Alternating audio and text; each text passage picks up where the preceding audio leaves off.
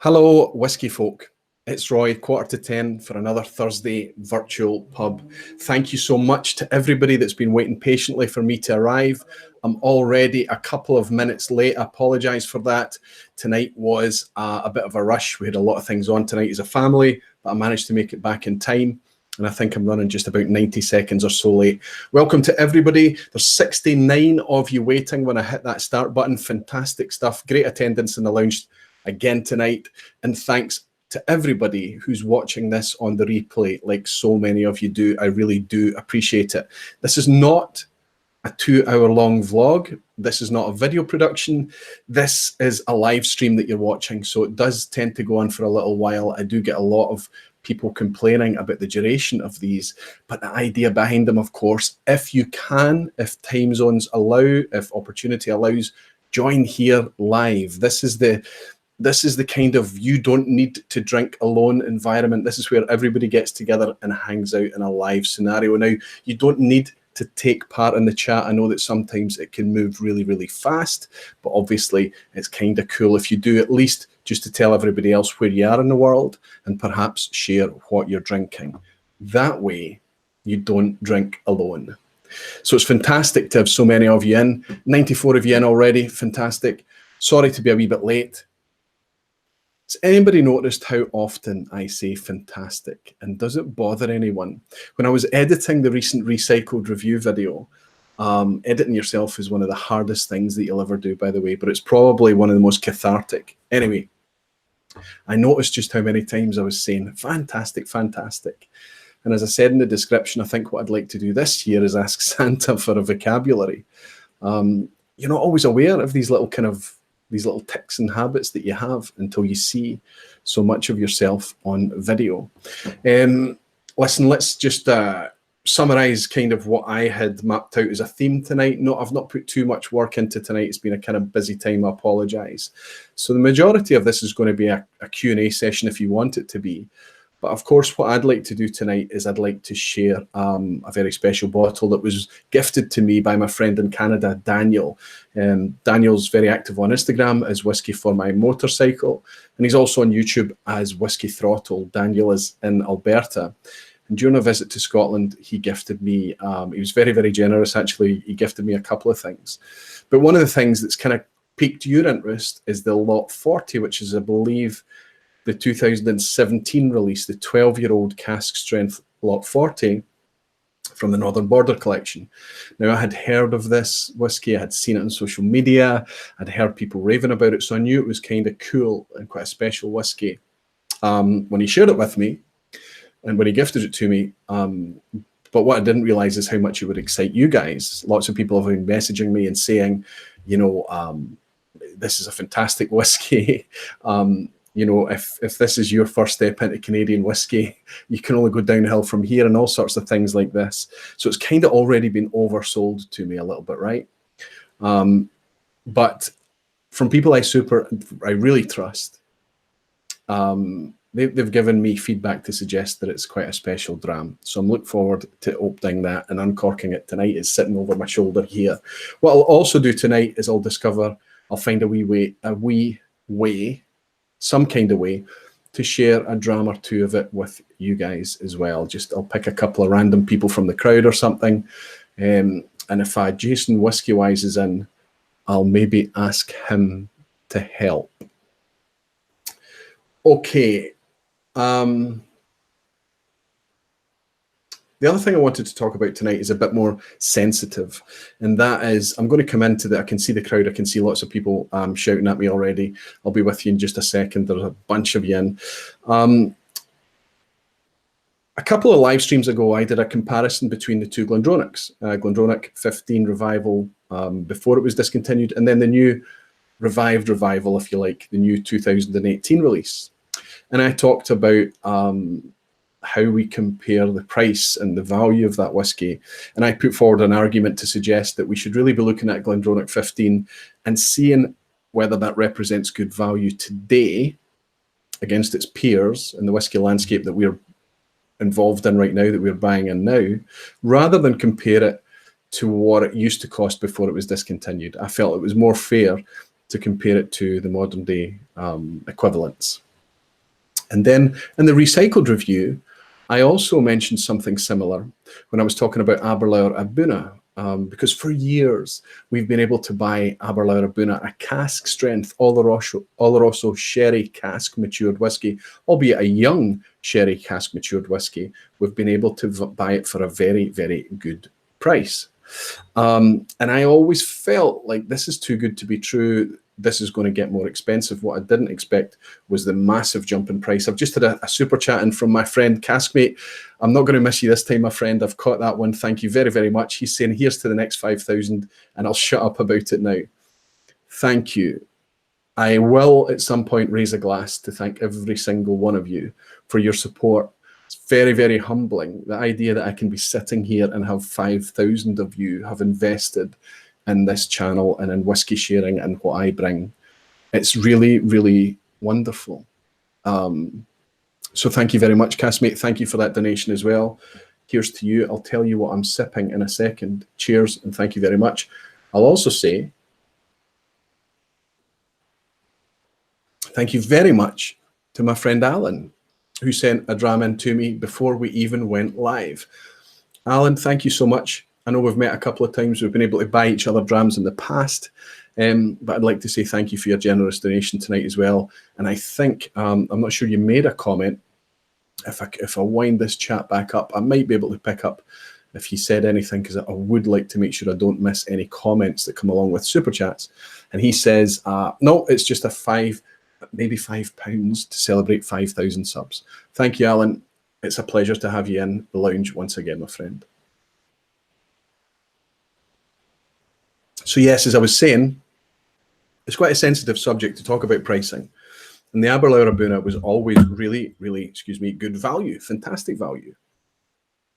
And I always felt like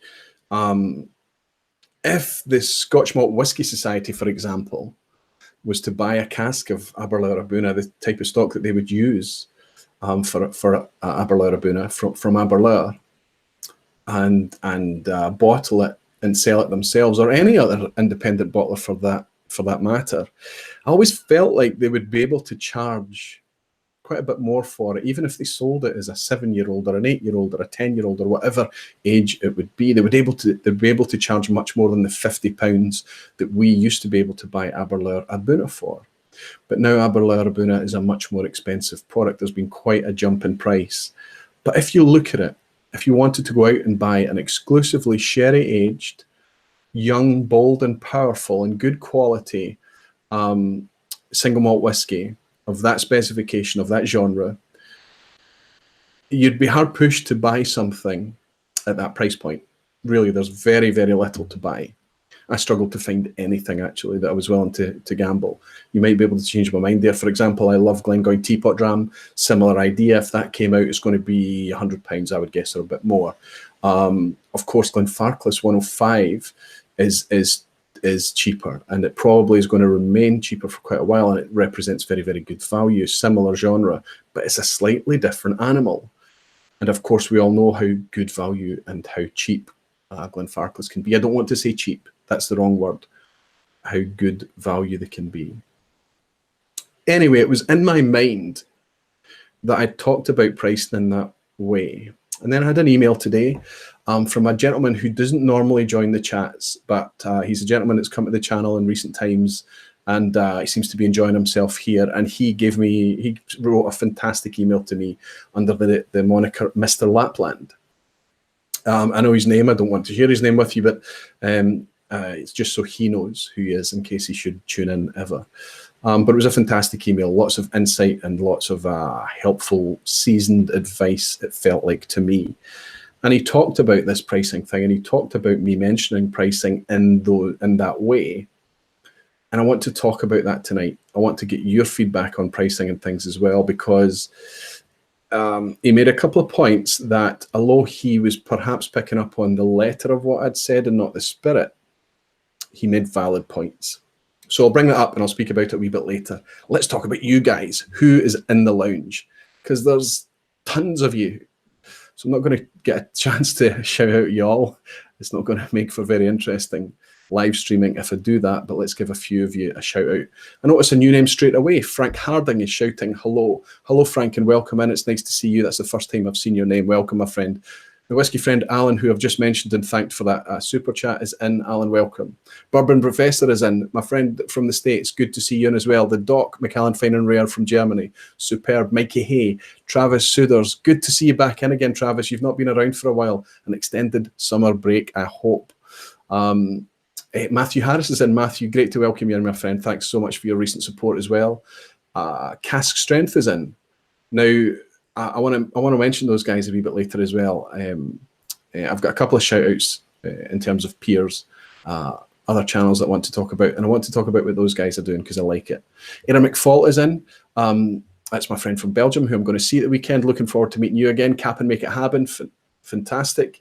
Scott, Kilted Moose is in. Wonderful, my friend. Rolf is in.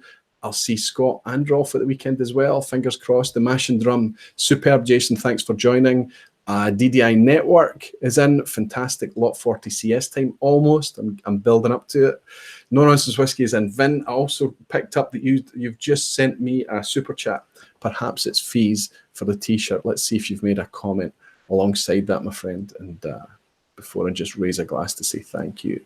As soon as I get it to the point in the chat that I want to, it comes in and it skips. Yeah, and he said for the shirt, represent, and the 5k subs. Thank you very, very much, Finn. You're a gentleman and a scholar.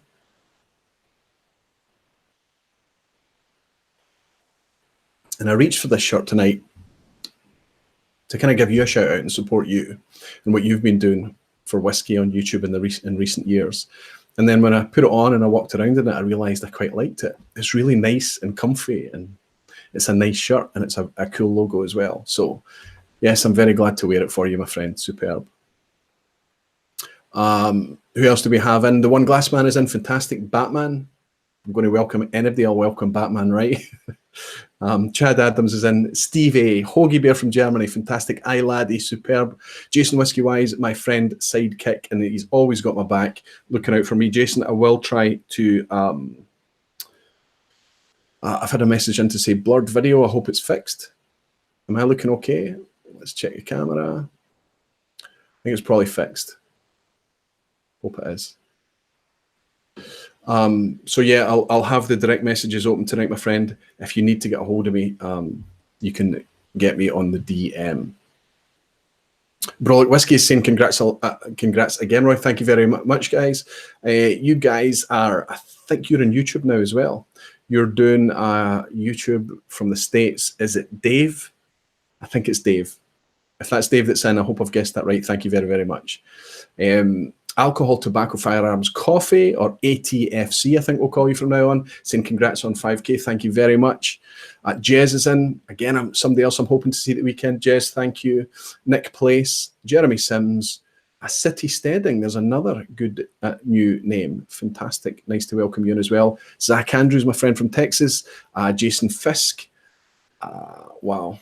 Just so many of you, and I'm missing lots of comments that's coming to me as well.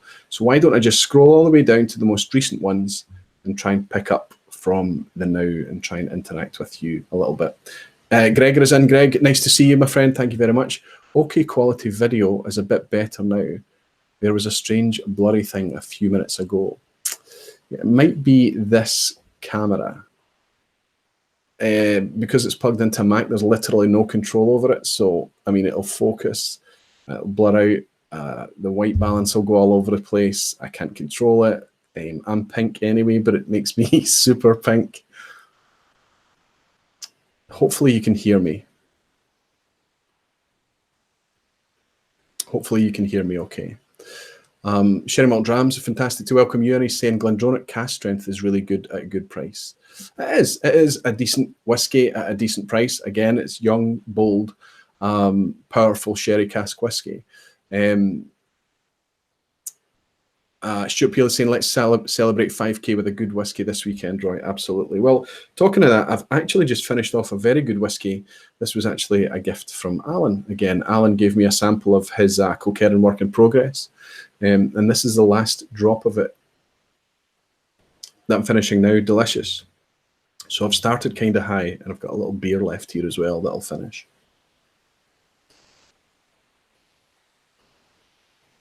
But I hit 5K this week with a huge gesture of outreach and support from the guys in Texas. The Whiskey Vault is now sitting north of 130,000 subscribers. Okay, the biggest whiskey channel on YouTube, and where Ralphie has been building and building and building year after year.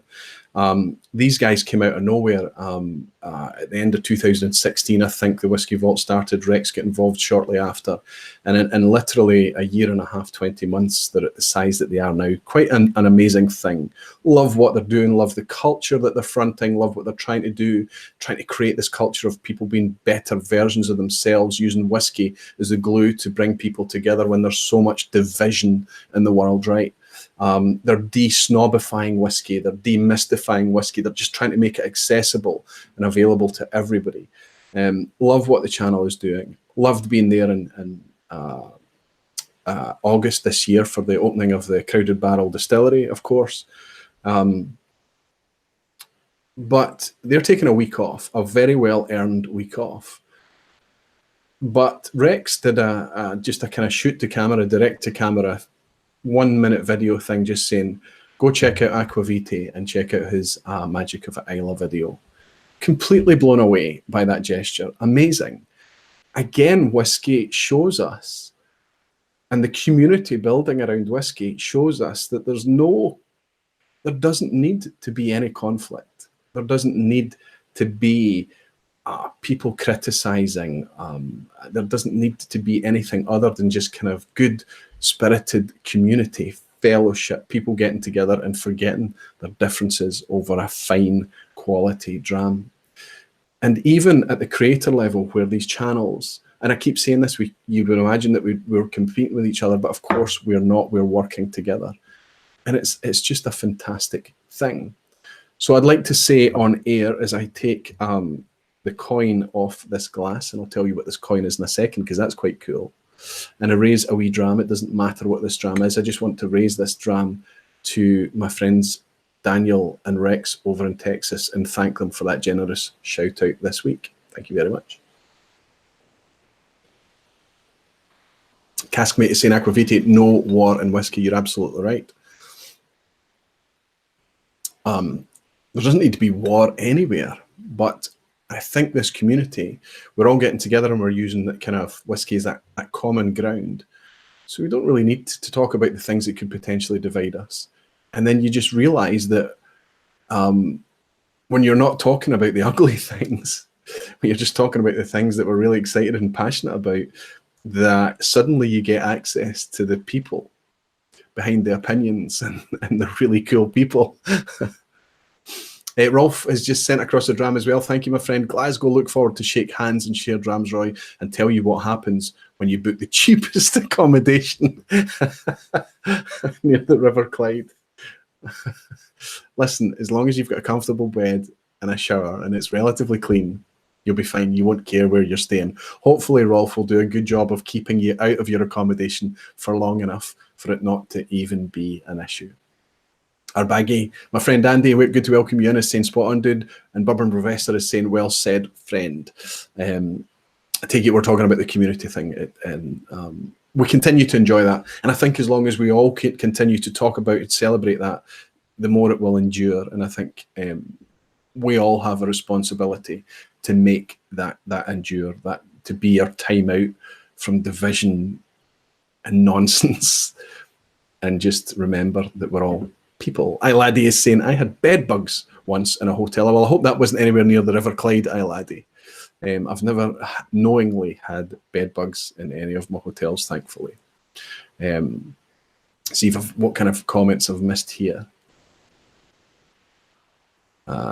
Stevie is saying, the Whiskey Tribe demanded that Rex and Daniel take a rest break. Yes, it was Christina. I think it was Christina Zerpoli that did that. She just posted in the Whiskey Tribe. She's saying, like, hey, do you know what, guys? Do you think you should not take a rest? So they're highlighting some other whiskey tubers to keep, I guess that's to keep people busy while they're not putting out content, which is fantastic. And I see that today they gave the Scotch Test Tummies a shout out as well, which again, so I guess that every day they're just going to highlight a different channel and send people to to check out some content on the channel, which is wonderful. I mean, in one day, I've never had a day of subs increase like that. I think in one day it was over 150 subs hit this channel in one day, and lots of comments coming in. I'm struggling to keep up with the messages and comments now. I will catch up. I will reply to every single one of you. And if I fail, call me on it, please. Jason at Mash and Drum has also sent a donation across. Jason, you're a star. Thank you so much. Cheers and congrats on 5K, Roy. You're the best. Thank you, Jason. I think you'll find that people like you are the best. And I'm loving what you are doing and what you're bringing. Mash and Drum is bringing out some great content. And I think that with so many YouTube channels talking about whiskey now, so many, you have to start with something high-end, high quality, or you have to start with something unique. It's just how I'm feeling. In order for you to be discovered, in order for people wanting to spend time with you, because while we're all collaborating and working together as channels and things, which I hope continues forever, I think is a fantastic thing. At the end of the day, we have to recognize that we're competing for people's limited time. So if you want people to come and watch you, I believe everybody will find their audience. I truly believe that. But if you want to build and really do something serious and you want to build some community around you, I think that you really need to start strong with good quality production and maybe try and bring some original ideas and things as well. That's the thing that's gonna change. Like Max, Whiskey Bloke, very British humour, but completely compelling to listen to.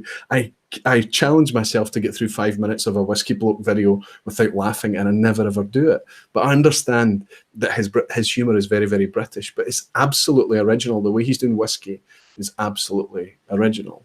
Jason at Mash and Drum, thank you, Jason, for your super chat. He's community orientated.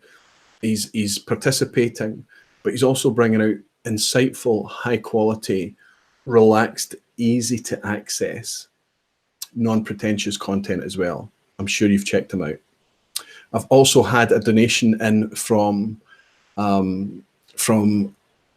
let me scroll to get it, from my friend Daniel, who's saying, congratulations, Roy, you're the Glasgow gentleman of gentlemen. Well, to you perhaps, Glasgow's full of gentlemen, Daniel. And I know that you experienced a little bit of that. But thank you very, very much, my friend. And I'm not going to raise this glass to you. I'm going to wait until I pour that Lot 40 and I'm going to raise that to you. But I will thank you very, very much for your super chat, your dram across the ocean. Robert Licorice is in. Fantastic. Robert, I managed to meet you when I was over in Texas as well. Robert actually works for Iron Root Distillers. And he's very much part of the whiskey fabric, the whiskey community. He's very active on YouTube as well, and it's nice to welcome him in here. He's saying cheers on 5,000, and here's to 5,000 more. I look forward to crossing paths again. I do too, Robert. I do too. Thank you very much, my friend. Wonderful to see you in here again. And Jason is saying congratulations from Malt. Thank you very much. Malt, as in maltreview.com, one of the best fortified, viciously independent whiskey content websites out there, is also a patron of this channel. And I'm very, very happy to be a reciprocal patron of what they do as well. Thank you very much. I think that's Jason. It could be Mark. It's from Malt Review, so I'll raise a glass and say thank you very much, guys. But if it's from Jason, I'm super excited to see you on Sunday this week. Thank you, my friend. If these super chats coming in, I'm going to end up having had too much to drink.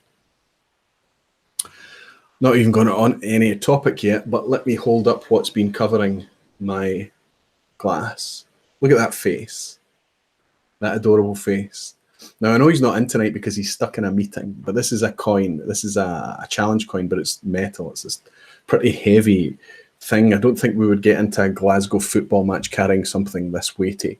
This arrived through the post as a gift from Eric Waite, and I thought I'd hold it up and just show you Eric Waite's coin. It's quite a cool thing, and being metal, I think it's quite a. Most of the other challenge coins that we have are ceramic challenge coins. These kind of size. This is a Trenny and C one, so this is a wee bit bigger and just a wee bit slimmer. and it's quite a bit heavier as well. But being metal is quite unique. The guys at the tribe also have metal challenge coins as well. Very cool. I was very grateful to receive that, Eric. Thank you very much, my friend. You might remember that Eric joined me back in June time for a live stream, and we kind of did my first ever kind of co-hosting thing here. It was quite cool. Okay, I know I'm getting sidetracked a wee bit, and I shouldn't apologise, but I will admit that this is probably the least prepared I've been for a live in some time, just of how busy it's been at work recently. I'm kind of managing a change at work. Some people know about that, some people don't, but I'm going to be a contractor from next year and things, and I'm kind of going through a lot of that just now. And then I had a really cool thing happen today with my daughter. My daughter got involved in the 100 years commemoration of the end of the First World War. She did a piece, she did a project on the First World War, and then she submitted it into a kind of pseudo competition thing. And she was selected with some other children from high schools and primary schools all over Scotland. And she was invited along to the War Memorial in Edinburgh Castle. That happened tonight, which was very, very cool. So she was presented with a medal and a certificate and things. She was really made up. She's 10 years old. It was fantastic, really cool thing to do this evening. But it meant the timing was going to be tight for me to go home. But the guy standing to my left was standing with his daughter. And when they announced her name, they mentioned that she was from Islay. And I immediately turned around and first opportunity, first moment it was appropriate, started to speak into this guy from Islay that brought his daughter to this presentation all the way from Islay. And it turned out it was Stuart, who is one of the drivers at Bruichladdich. Quite amazing, right? The guy I'm stood next to at the presentation is the guy who works at Bruichladdich. And we get chatting for a little while as well. That was really cool. His daughter was quite excited to be on the mainland so she can get all her shopping done and things. But he was talking to me about Bruichladdich specifically. And they've just broken 100 people employed at Bruichladdich. So that's a really small distillery in scale of kind of Scottish malt distilleries. But because everything is in-house, the bottling, the administration, everything is run from that location. They're employing 100 people on that island now, which I think should be celebrated as well. It's just fantastic. So it was really nice to meet Stuart and his daughter tonight. I know he'll never watch this video, but I'm chuffed to have met him nonetheless. Captain Making Habits in. He's saying, congrats, Roy, on 5K. Thank you very much. Jag Singh, sorry, is in. Fantastic to welcome you. Simon Ray saying, congratulations to your daughter. I raise a dram to her. Thank you very, very much. She'll be chuffed to hear that. Congratulations on her achievement. Cask is saying she must be so proud. She is, and they're twins. There's 10-year-old girls, right? So, sometimes you would think that when one of them achieves something and the other one isn't involved, you'd think there's a bit of friction, but the two of them have been really quite cool with each other. It's nice to witness.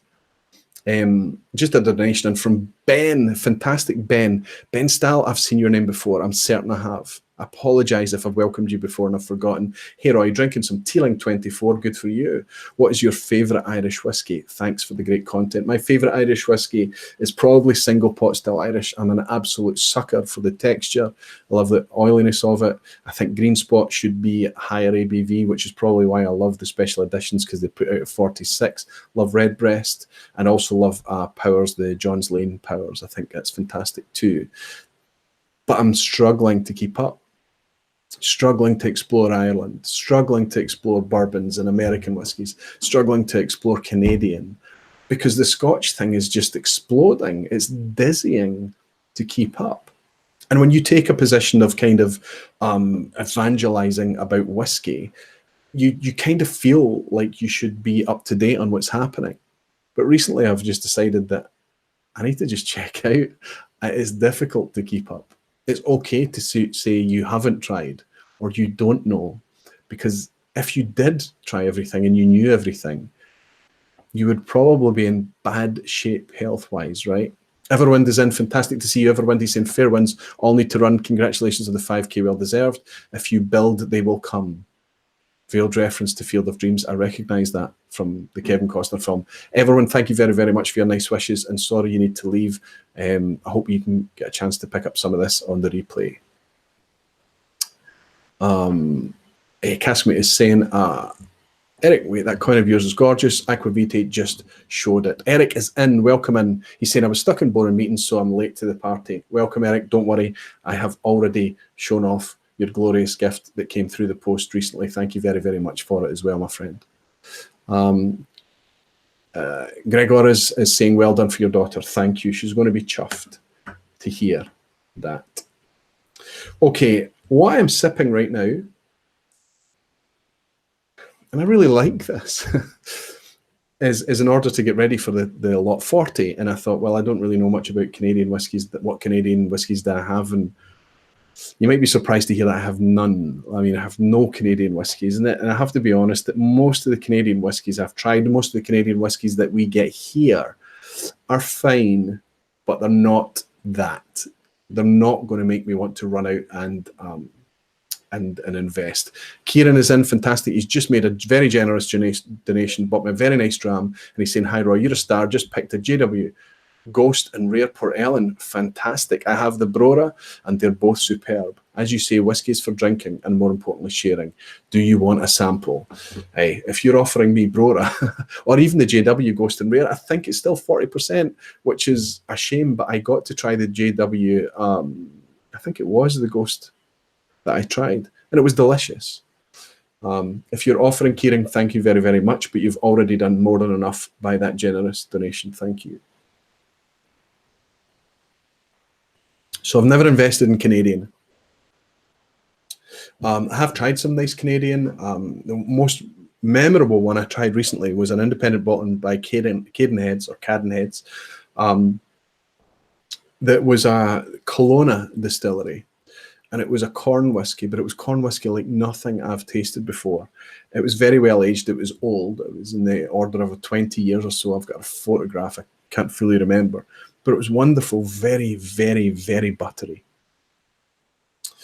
But that's not the style of Canadian whiskey that we get. The Canadian whiskey that you can buy here, I'm sure you can imagine what it is. And I know that it's probably not representative of the style or what it can offer. Perhaps a bit more like this. This is a gift given to me when I was over in Texas at the semi-secret tasting the day before the distillery opening for the Whiskey Vault distillery opening.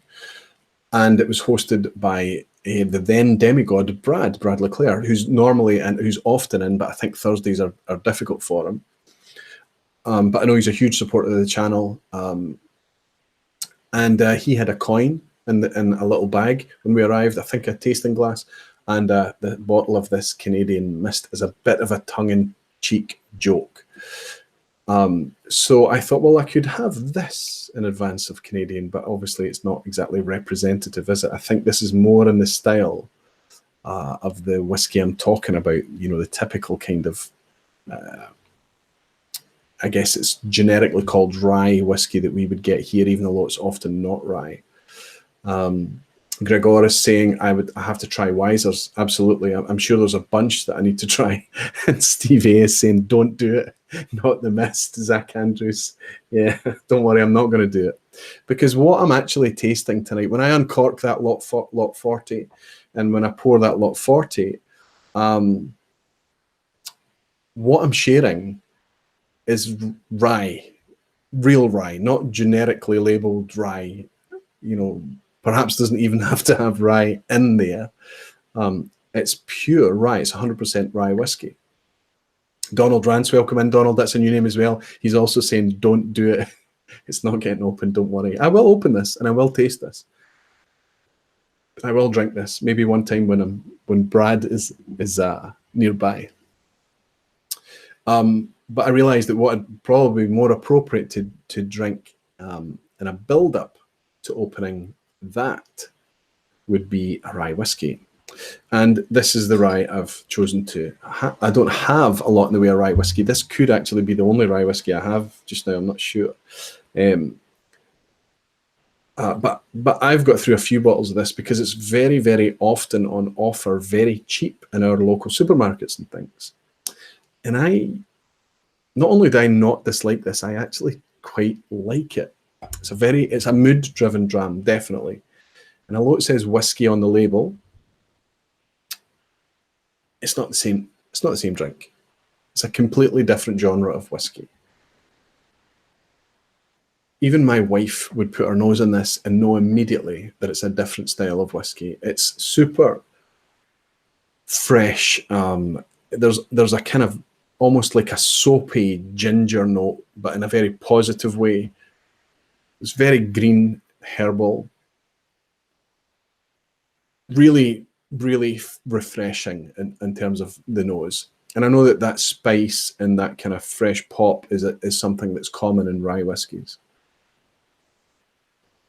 And some people might argue that what I'm talking about there would make it not a session whiskey, but my brother and I really enjoyed a significant chunk of a bottle of this together on a caravan holiday once. We absolutely loved it, to the point that when the bottle that we had was finished, I took a part bottle down on holiday, we finished it. We went out and bought a new fresh bottle on offer in the supermarket. We bought one each and took it home. That's since been finished. It's already appeared in a recycled video. And this is me probably on my third bottle of this. So I like this because of what I've just described to you, but also the fact that this changed how I view rye whiskey. I bought this so that I could drink along with the Scotch Test Dummies back in early 2017 when they did their 16 rye shootout challenge. This was one of the early ones to go out, by the way. I know that's a bit of a spoiler, but I bought that to drink along while they did that. And I really understood that suddenly I could actually enjoy rye whiskey like in a way that I previously hadn't. Just going to check all these messages that's coming in, because I know that Jason's probably been trying to get me. If you've been trying to get me, my friend, I apologise. I saying, imagine quality is okay, it was just a slight drop. Fantastic. Okay. And yeah, he's also warned me that he has work commitments as well tonight. So I might be without a moderator for a little while, but I'm sure we'll get along just fine. And the doc is saying mist in German means crap. Yeah. Well, I didn't open the mist, so.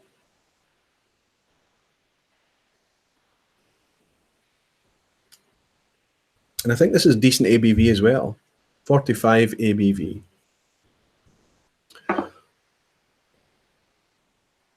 Really alive on the palate, really almost effervescent.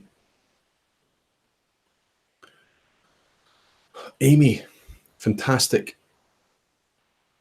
Wow, what's happened with the super chat? Am I missing all of this? Amy has just sent a fantastic donation across as well, saying thumbs up, people, and congratulations from George and me. Thank you very, very much, Amy. You're absolutely wonderful. Thank you for your ongoing support. You and George, both of you are fantastic. And thank you for that generous donation as well.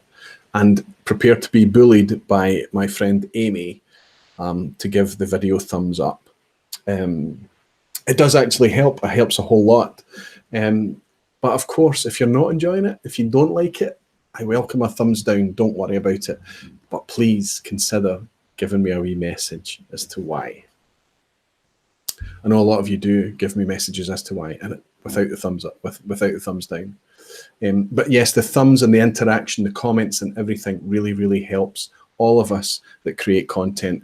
YouTube sees that it's having an impact. YouTube sees that it's being enjoyed and it's being interacted with, and people are moved to leave some kind of mark, whether it's a thumbs or a comment, and they do promote that content. Ross Mashburn has just sent a donation across to say, see you this weekend. Congrats on 5K. Yes, Ross, I'm looking forward to seeing you in Glasgow this weekend as well. I need to get my organiser's hat on later tonight and tomorrow night as well to get things in place for the weekend. But I'm excited to welcome you in Glasgow too. It's a Glasgow Whisky Festival on Saturday.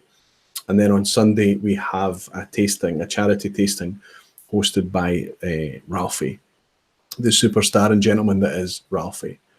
So thank you very, very much for that, Ross. So this is what I've chose to build up to Lot 40. Is that a misstep? Is that a mistake? Let me know what you think. Can I ask a favor of you all? I would like to say to anybody that if you're not familiar with my friends in Indiana, the Scotch for Dummies, now they do a live stream literally every single Thursday night. Very rarely do they miss it. They put out a content video reviews every single Monday, again, even more. Unlikely are they to miss that. And they've been doing it for a long time now, Scotch for Dummies, and they are this close to breaking 4,000 subscribers. If you don't know these four guys, Mark, Andrew, Drew, and Sean over in Indiana, and sometimes they have cameos in from other guys as well. Bourbon Shenanigans, Mike often drops in, and some other characters as well. They're just great guys. They're loving the whiskey community. They're loving the scene just now, and they're absolutely committed to sharing what they do in their own environment with the world through YouTube.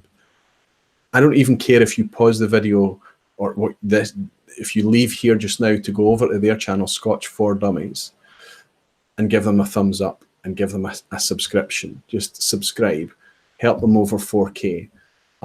They're doing great stuff. And I've been very fortunate to meet two of those guys, and I look forward to the day that I can meet Andrew and Sean as well. But I hope that you can help them break that landmark so that we can all celebrate tonight as well. Michael Hay says they're currently on 3,998. So let's literally watch it happen. 3,999. When I looked earlier tonight, they were on 3,994 or 5 or something. They hadn't. Claire the Third is saying test the Lot 40 already. Don't you know me? Claire the Third, don't you know my procrastination? Don't you know that I talk and talk and nothing ever comes particularly quickly? I will. I'll do it, Claire. But I want to make sure Daniel's still around.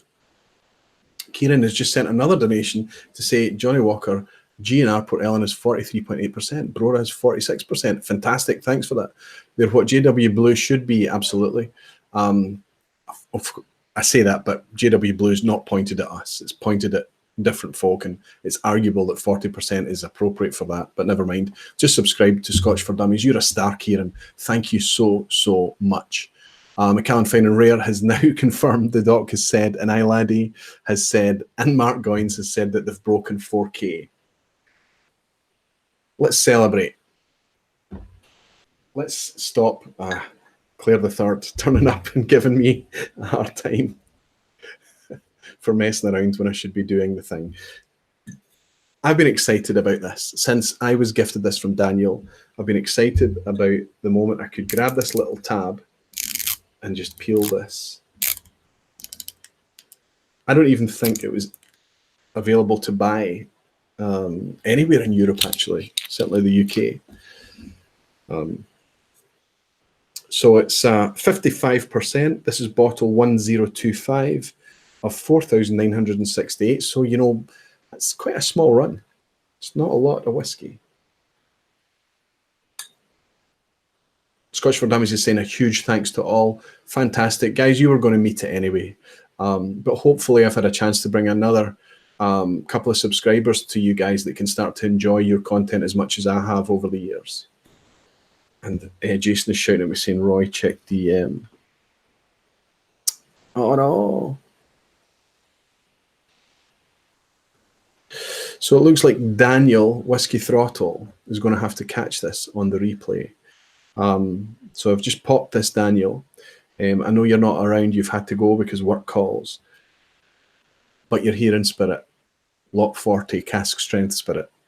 And you'll be able to, through the magic of YouTube, you'll be able to pick this up on the replay. This looks like a nice bottle shape to make that fantastic glug sound. Let's see if we can make it work. It's got a clean glass.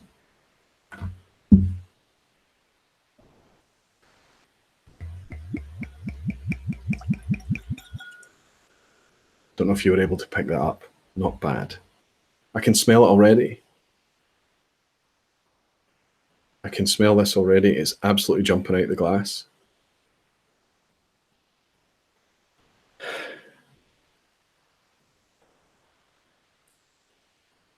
I think I was right. I think I was right to sip this rye whiskey first, because I've already got my palate conditioned to look for those rye flavors and smells, and they're there. But this is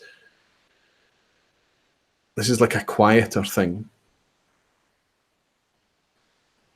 Mike Bourbon Shenanigans is saying, yes, we heard that. And Donald Rance is saying the Whisky Exchange has the regular Lot 40 and other Canadian whiskies in stock now. Teach me about Lot 40. Teach me about what this represents. Teach me about what this product is. I know a lot of you have talked to me through Instagram and things, and direct message and email to talk about it. Malt Chronicles is saying, can't wait for you to give it a try. Fantastic, Bart. And he's spelling try with an R-Y-E.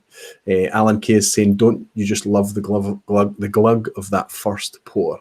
Absolutely. It's one of the pleasures, isn't it? So yeah, let me know if you know. A DDI Network is saying, give it a week or two. Isn't that always the way? I mean, never judge a bottle on the neck pour. I would imagine that's fully advice to follow.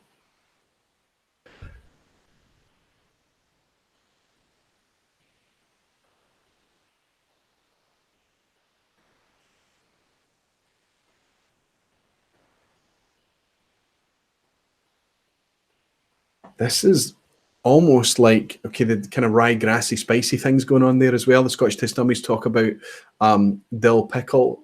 I don't get the dill pickle quite as much. Dill pickle in the UK, you would tend to find that on burgers and things, and I think that's what they're talking about. But I do get fresh dill, that kind of almost ever so slightly aniseedy, but fresh. But this is different. Jez is saying it's not easy going whiskey. Careful with your sip.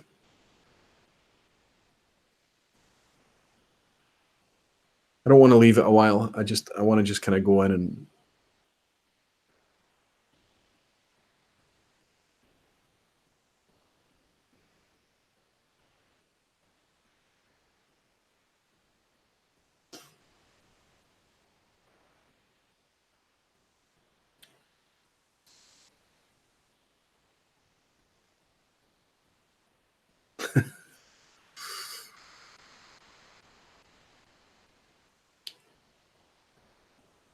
Chili.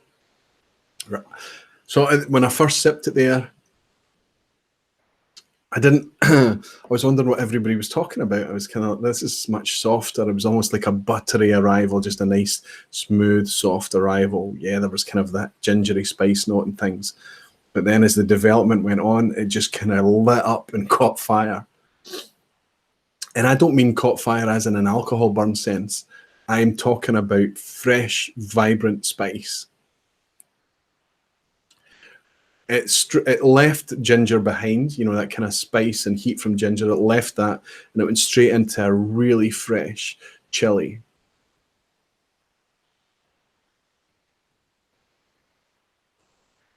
And now that's died down very quickly. Now it's just kind of a cereal note that's left. Immediately I want to go back for more.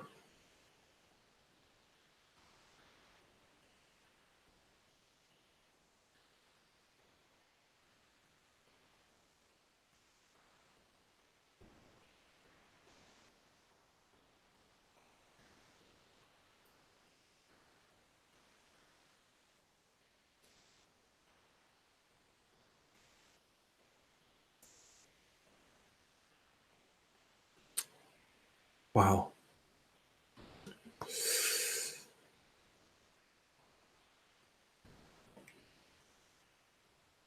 I'm really looking forward to spending time with this.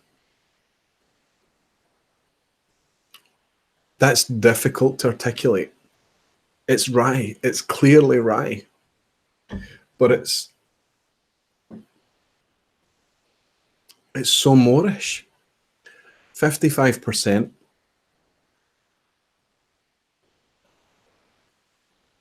The finish is really quite, it's short. It's, you know, there's like a flash of power of that spice, and then it drops, and all you're left with is this kind of,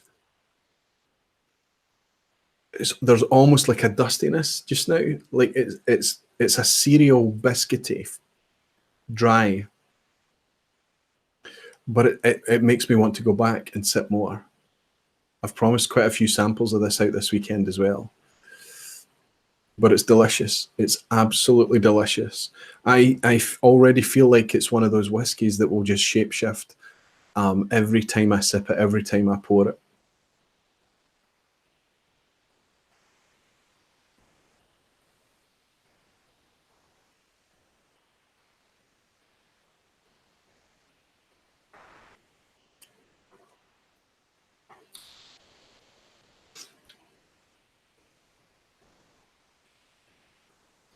So the soapiness that I talked about on the bullet, it's not there. The kind of the ginger, the fresh, vibrant flavors are still there, but there's no. So how can something this spicy be this soft, this accessible? Daniel, this is wonderful, wonderful stuff. I know you're not here just now. I'm going to look for you coming back into the chat. I hope I remember before the end of this live stream to raise a glass and thank you for this. I'm going to get so much pleasure out of getting to know this whiskey. This is wonderful stuff. I'm a wee bit worried that this is probably close to the pinnacle of its style.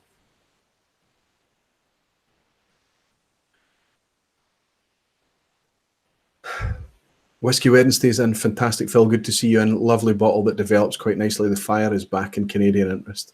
Superb, Phil. Absolutely. Donald Rance is saying rye spice oranges, pie spices, oranges. Yeah, absolutely.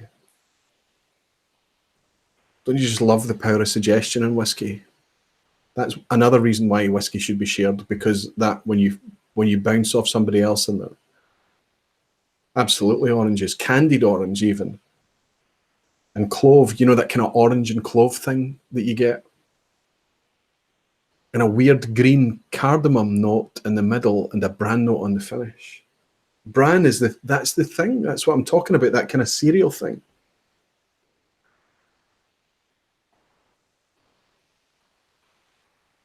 Aha, I mean the spices. When you say cardamom, you're almost drawn to talk about Indian spices. Chad Adams is getting a thumbs up from Thomas to say great description. Let's go back to see what Chad Adams said about it. How do I find Chad Adams? Saying it's like buttered rye bread with hot chili powder on it. Exactly. I don't know. I'm not familiar with rye bread, but I can understand that completely. Keith is in the Malted Man Cave.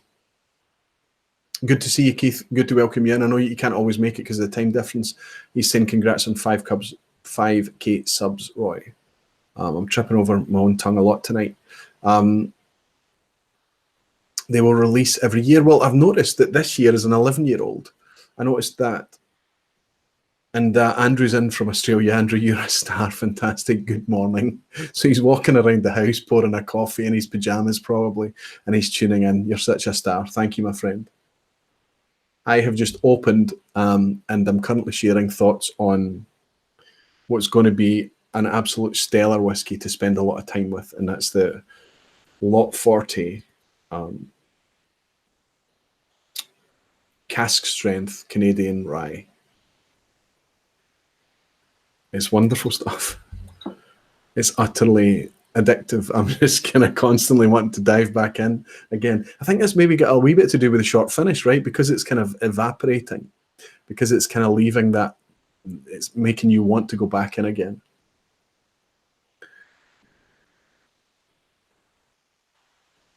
He's saying, DDI Network is saying, it just flies off the shelves in Ontario. I can understand why it would. Sipper Social Club is in. Fantastic to see you, and my friend Sipper Social Club, again, is another YouTube channel, like so many of the others that's in here, like Keith at Malted Man Cave. And but there's another thing.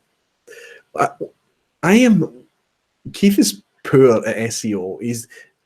I don't think he tags his videos, and he doesn't bother with any of that. Him and sometimes his friend Dave, they just sit down in front of the camera and produce content and share the whiskey. But they do such brilliant, brilliant content, and the enthusiasm from Keith just jumps off the screen. He just loves his whiskey, and every time he reviews a whiskey, it's not like he's reviewing this. He's literally reviewing this much whiskey. So in the spirit of my recycled reviews is when you've kind of been through the bottle, you've really come to understand that. It's not really like this where you're just kind of trying to judge it off the first pour. This gives you a very good indication whether you're going to enjoy the whiskey or not. But you've fully understood it when you've really got through a lot of the whiskey. Almost every review I've ever seen Keith do, he's literally doing the review on the last couple of drams. Quite amazing stuff. And that guy is still to break 1,000 subs. Amazing to me. Love watching it, love watching the content. And Sipper Social Club as well is another new creator that's just on the scene. And I talked about how if you're going to start reviewing whiskey on YouTube now, you need to start with good quality content, good production, something unique or whatever. Guys like Jason at the Mash and Drum, guys like Sipper Social Club, I know your name and I've forgotten your name, and I apologize, my friend. Maybe you can put it in here and check me. But they're doing very, very high quality production from the get-go. And I think that's what the demands are going to be now, just to get people's interest. However, having said all of that, don't be afraid to make content. Don't be afraid to be bad and at the start, because you need to learn lots of technical stuff too that you've never ever done before. I fully appreciate that. And everybody finds their audience. Donald is saying, if you like this, you'll like some of the other offerings from Corby Spirits as well. Yeah, that's a producer, Corby Spirits, who I have no intelligence on. I've just heard of them, but I imagine that they make more than just rye. Do they make malt as well? Do they make wheat-based spirits and corn whiskey? I mean, they must do everything, right?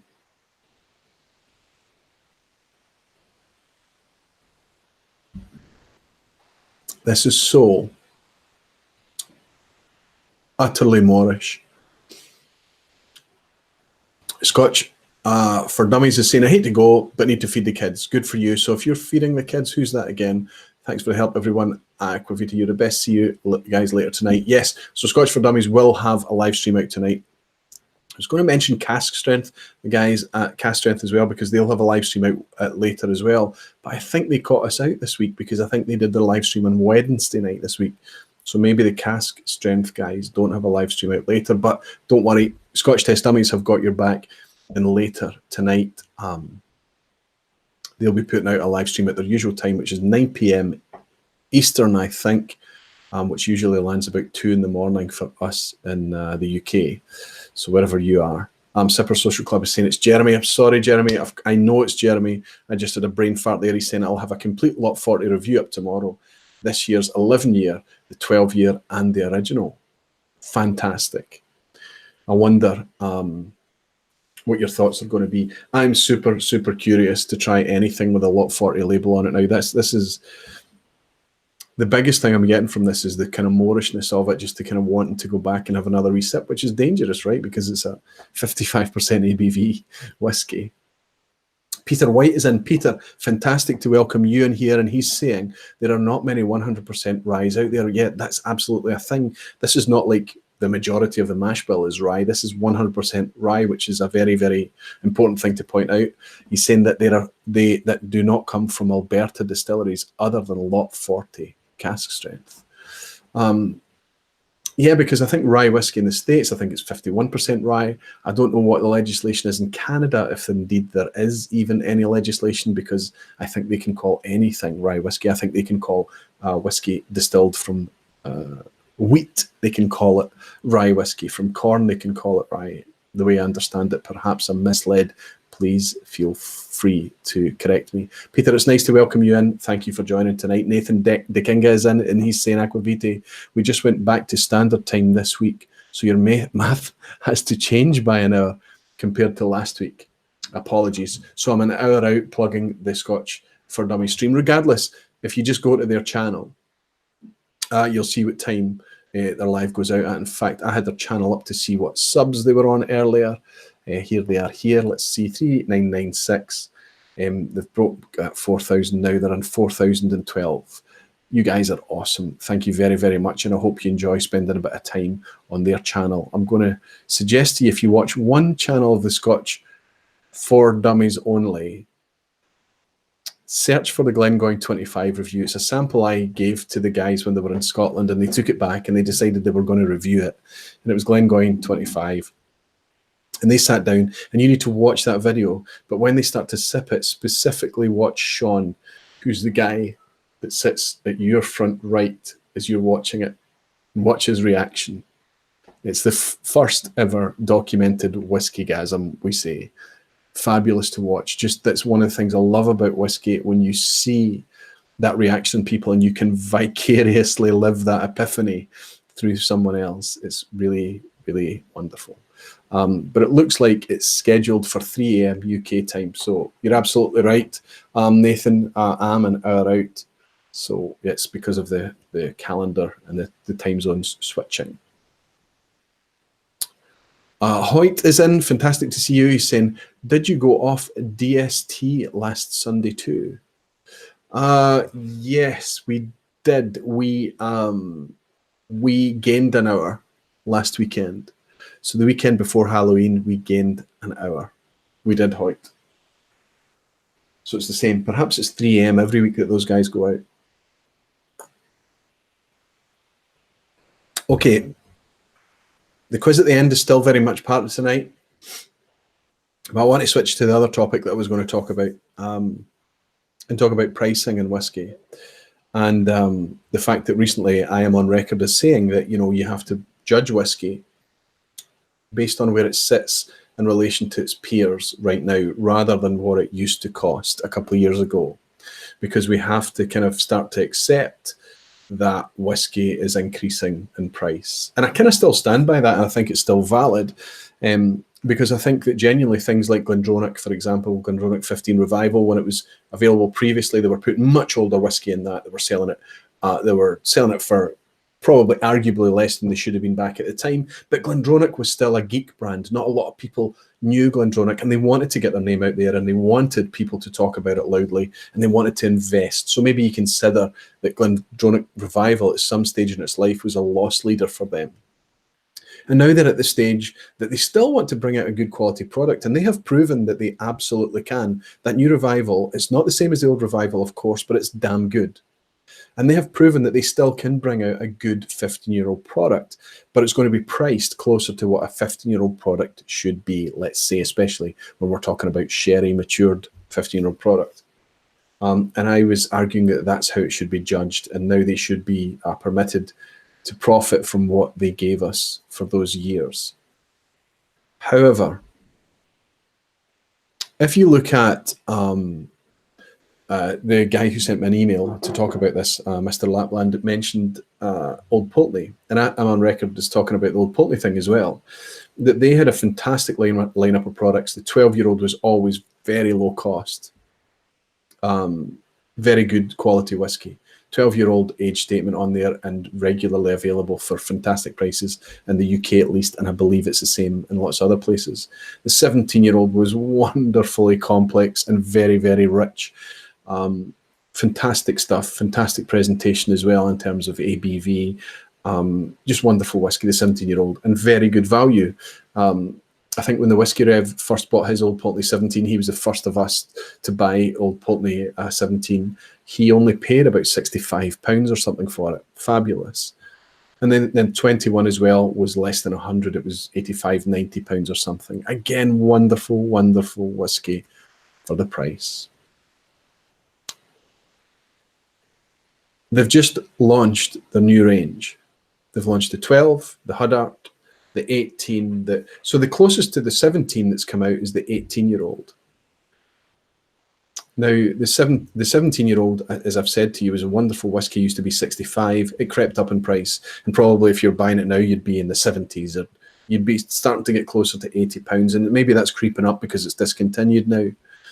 But the 18, one more year's maturation, it's come out for a retail price of 118. That's difficult because nobody is out there screaming about how much of a step up in quality the Old Pulteney 18 is over the 17. My point is, if you follow the spirit of what I'm talking about rather than follow the letter, and I have to be careful about this because I understand that sometimes the way I express myself and the way I share these concepts and things, I have to be careful to make sure I give it context and I make it clear what I'm talking about. It's our job as a whisky community to come together and to share the whisky that's bringing the good value. And when you have a brand or an expression or a producer or whatever it may be that has significantly stepped outside of that value proposition from where they previously were, and things have got much more expensive, and where it's not as easy to justify as the Glendronach 15, we can choose, by applying a bit of rational intelligence, by looking at the whisky compared to the context of its peers, how we perceive that whisky, our experience of it, and decide whether that's a cynical hike in price and they no longer represent value, or whether we will continue to invest in that brand and allow them to reap the benefits of perhaps the seeds that they've been sowing previously. I think that the Old Pulteney 18 jumping up to £118 is, from the outside, seems difficult to justify to me. Now, as I do fully admit that I have not tried the new 18-year-old, but that's a huge jump in price for 1 year extra maturation, and it seems cynical to me. So I would like it to be very, very clear that I remain, like everybody else in this community should, very, very vigilant about these kind of dynamics that's happening in whisky in general, not only Scotch. The whisky scene in general, it's very, very popular just now. If you're putting out single malts, if you're putting out premium whiskies, if you're putting out premium bourbons, if you're putting out anything with a bit of kudos to it, it's boom time. And it's easy during those times for producers to become a wee bit greedy and a wee bit cynical. And we need to remain vigilant. And the whiskies that we share together are whiskies that we feel still bring value. So when I talked about the Glendronach comparison on our live a couple of weeks ago, I fully felt that that was the case, which is why I spoke in the way that I did. And I still feel it's the case now. Let's see what you guys think. Creel is in, fantastic to welcome you. He's saying the 18 is a step down compared to the 17 in my opinion, but the Old Pulteney 15 was closer to it. So he seeming to agree that you know, that even if it was the same price, there's still a bit of a step down there despite the year of extra age. Scott is saying, Kilton Moose is saying, I simply won't go near. I think he's been near the Old Pulteney 18 at that price. I love their whiskies. I do too, Scott. I love Old Pulteney, but that's too much for me. Even this year's Lager 12 is too much. I fully agree. Fully agree. Huge jump in 1 year. Last year was pushing it, but I'm out this year. I have not invested in Lagavulin 12 this year, and that's saying something because I named last year's Lagavulin 12 my whiskey of the year. But I did that fully aware that £90 was already on the upper end of what I was willing to invest in that whiskey. You can still go and buy Lagavulin 2012-2017 for £90. The 2018, I have yet to try, but it's there on the shelf alongside the 2017 for considerably more money. We need to accept that the price of whiskey will continue to increase. But what's happening in a lot of the cases, and it's been happening for a long, long time, it's not just a new thing, is we're seeing sometimes greedy high steps, big jumps in price. And as Scott's quite rightly pointed out, at that point, we can choose to put on our cynical glasses and step back until they have done something to justify that price, like bringing out a fantastic expression. And the feedback I've had in the 2018 Lagavulin 12 is not that. I'm not saying it's bad. I'm just saying it doesn't seem to justify that jump. Fellow Whiskey Wednesday is saying, want a sample. Well, you were the guy that got me excited about, because Lagavulin 12 used to be a lot, it wasn't a lot cheaper. It was always more expensive than a 16. It was always a more expensive prospect, but you bought into it because it was Cask Strength. It was a limited edition. It was a special release. Fine. But at £90, it's just, no, it's too expensive. But Phil gave it 10 out of 10. And if Phil started to rave about it at Whiskey Wednesday, I trust him. And I said, okay, I'll gamble that. When I tried Lagavulin 12, 2017, it spoke to me and it took me to a very specific place. And I loved it and I raved about it. And I've raved about it since. In a very recent top 5 video, I also raved about it. But yes, it's expensive now. Phil, if you're offering me a sample, yes, absolutely. Alan, a whiskey friend, is saying, when the 17 is gone, people will pay the new prices. Old Pulteney know this. Probably that's true. We don't need to be those people, Alan. We can get together and say, do you know what? I tried the 18 and it's this. Give our opinion about it. Sevi is in The Alchemist. Sevi, I've got something for you. Eric was being efficient when he sent me a gift from the States, and he sent you a little love letter here, and he's also sent me a little gift for you, still in its packaging here. So I'm looking forward, Sevi, to seeing you at the weekend again, and I'll have this. I've got a little list of all the things I need to bring with me. The only thing I need to remember now is that list. I'll bring that along with me. It's nice to see you in, Sevi. It's good to welcome you in. He's saying the new Old Pulteney 12 is just a rebox. Or has there been a change in the whiskey cask as well? Every single bottling of every single whiskey you ever see is a change in casks. It's just the nature of whiskey. It changes, and it's the job of the whiskey maker, the blender, whatever they want to call it, and that producer, to make it as consistent as possible for mass market whiskies.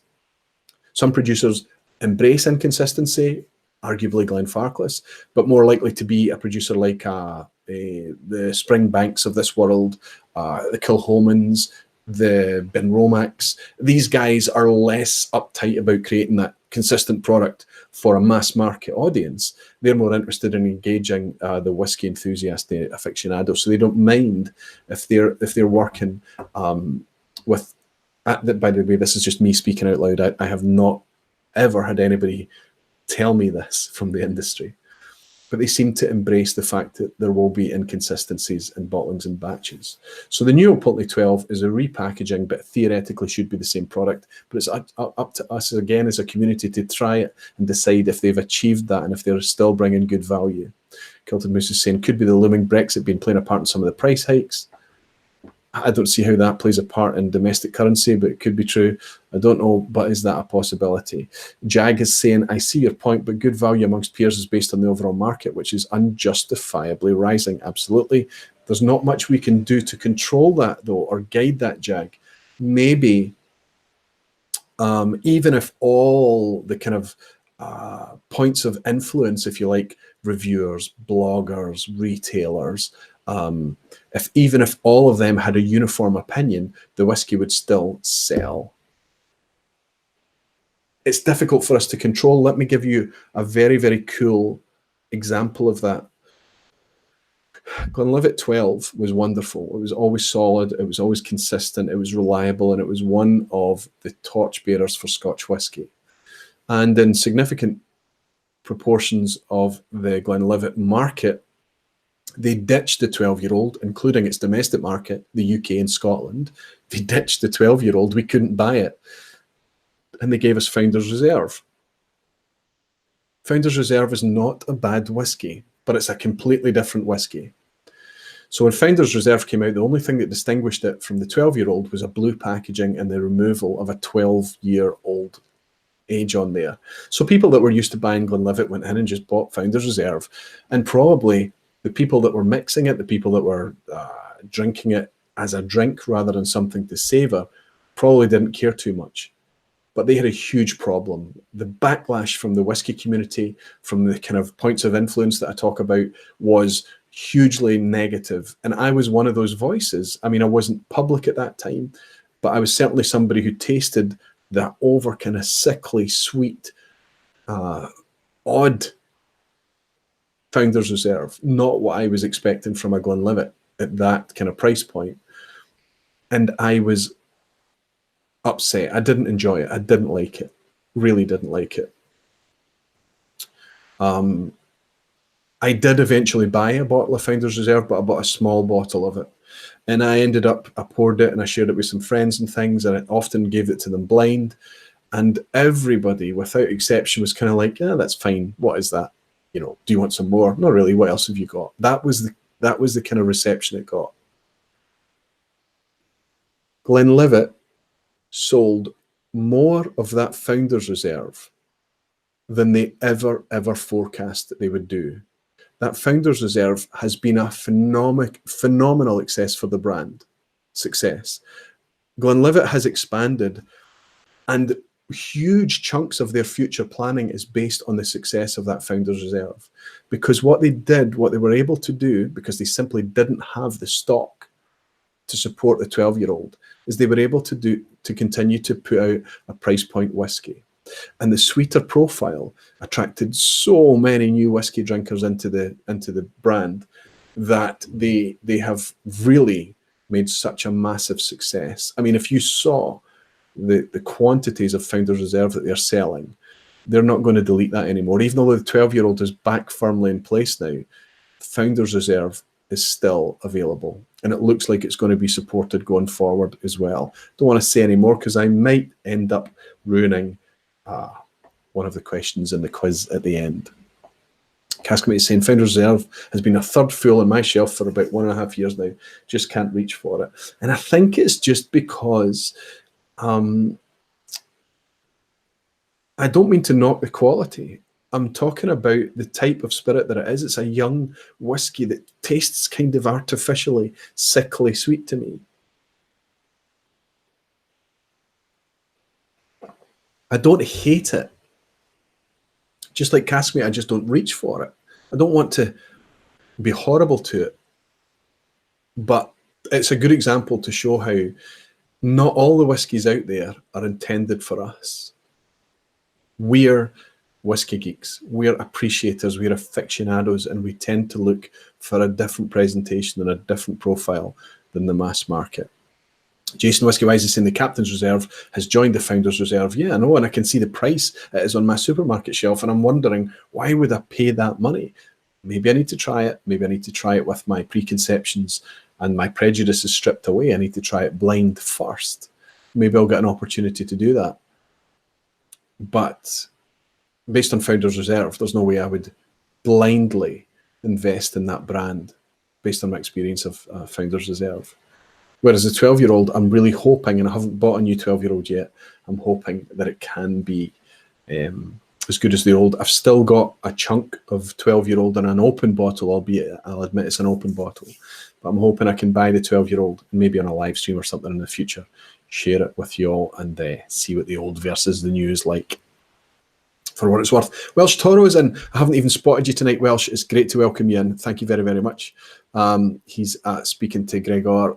Sometimes I can see these icons and these logos, and they jump out the screen. Usually Welsh is one of the ones that jumps out. It's nice to welcome you in again, Welsh. It's good to have you here.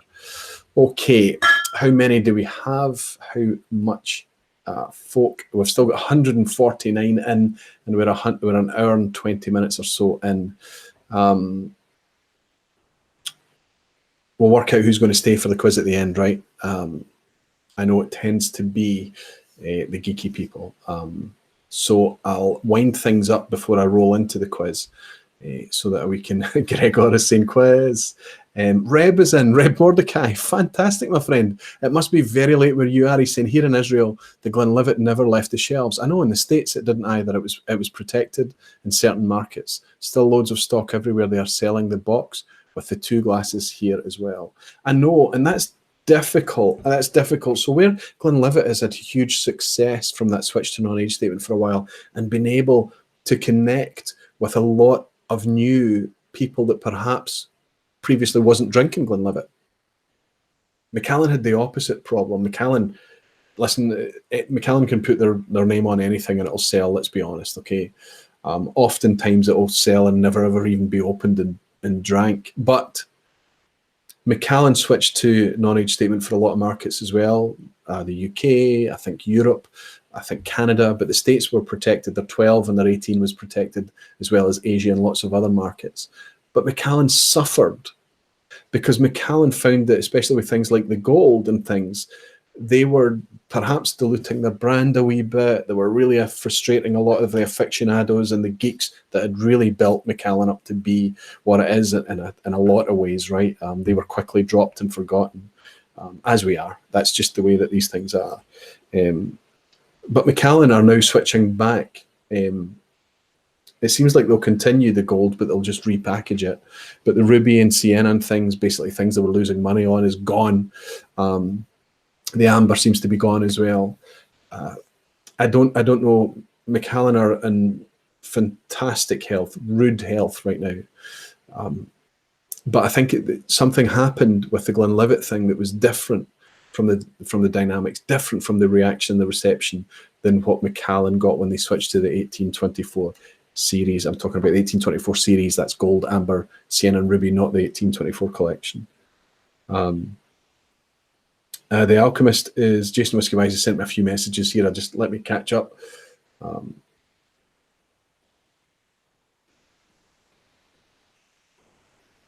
Jason, you're a star. Thank you. Thank you for looking after me like this. It's absolutely superb. Jez is saying, please, yes, Jez, I would love to. I had the pleasure of spending some time with Mikey Hay in Glasgow recently, and he talked about the members at the London Whisky Club, the guys that get together. And it was like a who's who of who joins me in this chat tonight. And I think I've missed some donations that's come in as well from some friends. Let me just double check and make sure I haven't missed anything. Bourbon Professor, thank you very much, my friend. You star. He sent me across $20 across the Atlantic. Thank you very, very much. I'll raise a glass to you and say thank you very, very much for your donation. No comment, but just a kind donation for a dram that I'll put to good use this weekend. Thank you, my friend. And Eric Way over in California is saying he's got to get back to work. Good for you, Eric. He's saying I'll watch the replay for the from the bet later tonight before Scotch for Dummies goes live. Cheers. Fantastic, Eric. Again, Eric is still putting out a lot of content. He does live streams as well. He's just one of these guys that used to be into wine. I've told you about Eric before. Then a Macallan 12 bit him in a way that he wasn't expecting. And now he's fully into whiskey, and he's using YouTube to share his learning, share his journey and his experiences. Fantastic, thank you. And Jason is saying, check the DMs, check the DMs. So Mikey Hay was telling me about all the guys at the London Whisky Club. And I recognise them all. I recognise James Holt. I recognise Jason Whiskey Wise. I recognise Shiv. I recognise Mikey, of course, himself, Jez Batty. And those guys have got an evening booked for the 20th of November. If you're in the London area, get in touch with Jez Batty or get in touch through Twitter with the London Whisky Club and get yourself along to hang out with those guys. It's not expensive. You pay a donation of £20 or something. You bring along your own whiskey that you want to share as well. You can bring along a bottle, 2 bottles, bring along a glass. You can sit down and have some nice banter and food with the London Whisky Club guys. And what they're doing sounds fantastic. I will drop in on a London Whisky Club night. I will. I'd be excited to come down and participate in that. It would be fantastic. But they've got a night on the 20th of November. And if you're interested, get in touch with those guys. Andrew down in Australia has also sent a donation up as well, saying the day beckons. He's already in Friday morning, so he's on the last day of his working week. Andrew, thank you very much for dropping in, despite it being very early in the morning for you. And thank you for buying me another virtual dram. You are a star.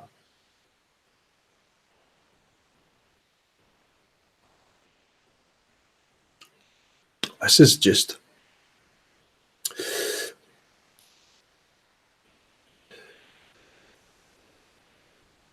This is an event whiskey. This is one of those whiskies that it's difficult for you to drink without thinking about it. It's really, every sip is just kind of trying to shout for your attention. Fabulous stuff.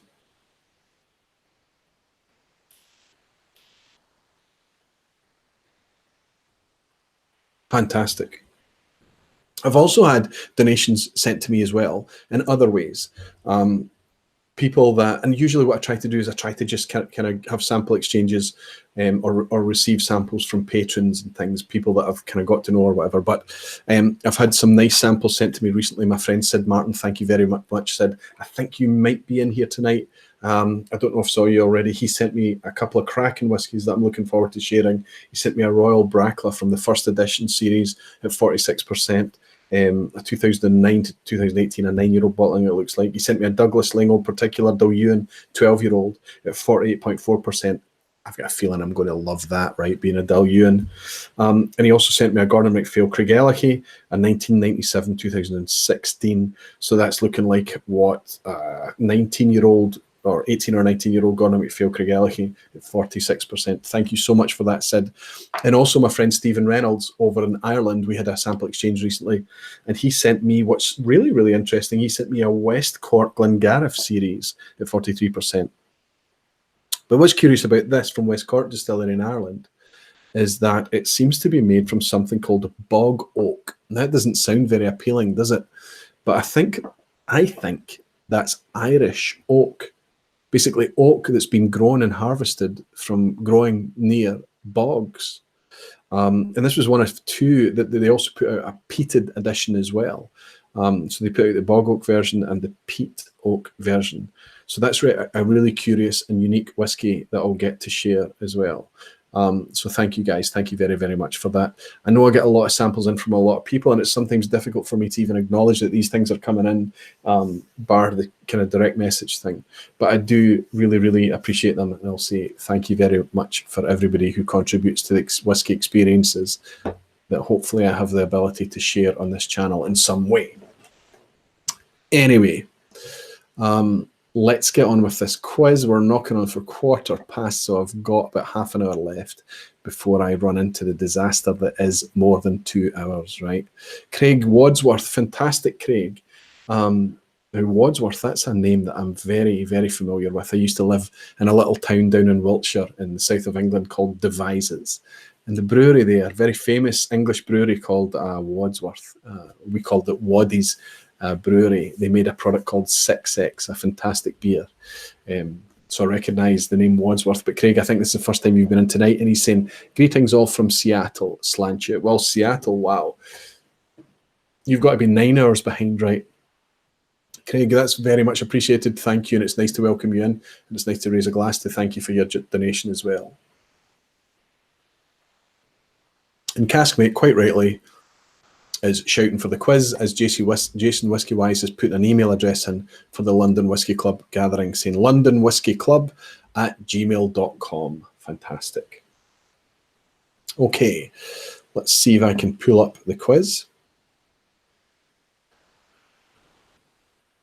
Now, as usual with these things, it's just the people that kind of want to hang on and have a geek out session at the end. The Whiskey Rev is often in force. Some of his questions can be a wee bit prickly and a bit tricky, but I welcome them and I love them being in there, because when it was just me creating the questions on my own, it was too easy for people to hit 10 out of 10, it seemed, all the time. So, yes. Well, Whiskey Throttle Daniel is in. He's saying he's missing all the good stuff. Daniel, this is the good stuff. Thank you so, so much, my friend. I have never sipped a whiskey that arrives so softly and then develops so fast into this really hot, spicy. Somebody mentioned cardamom earlier on. I can completely get that. Somebody mentioned orange cloves, or was that me? No, somebody pointed that out to me, the orange thing. I felt it was like candied orange and cloves. That it develops in this kind of really hot chili, but not hot as an alcohol hot, but spice hot.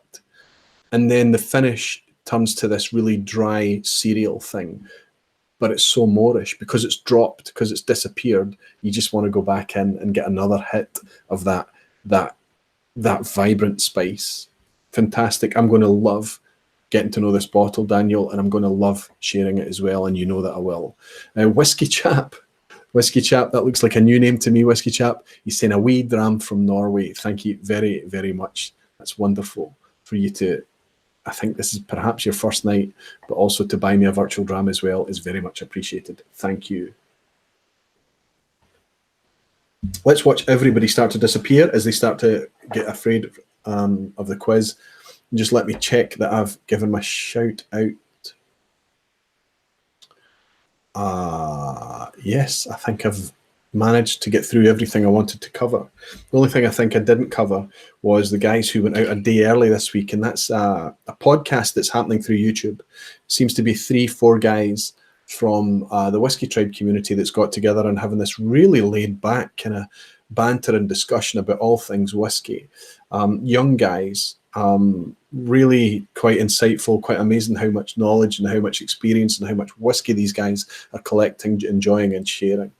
But I really started to enjoy just kind of that podcast style, that idea that you can leave it, the audio coming out your phone, and you can walk around the house and do other things as the guys are hanging out and just chatting away. But yeah, check them out. The YouTube channel is called Cask Strength. And I was under the impression that they were also going live on a Thursday as well. But I think they went out a wee bit early this week. That's Brad, Josh, Vito, and they also had a guest on last week. I really enjoyed that show with Adam as well. Check them out.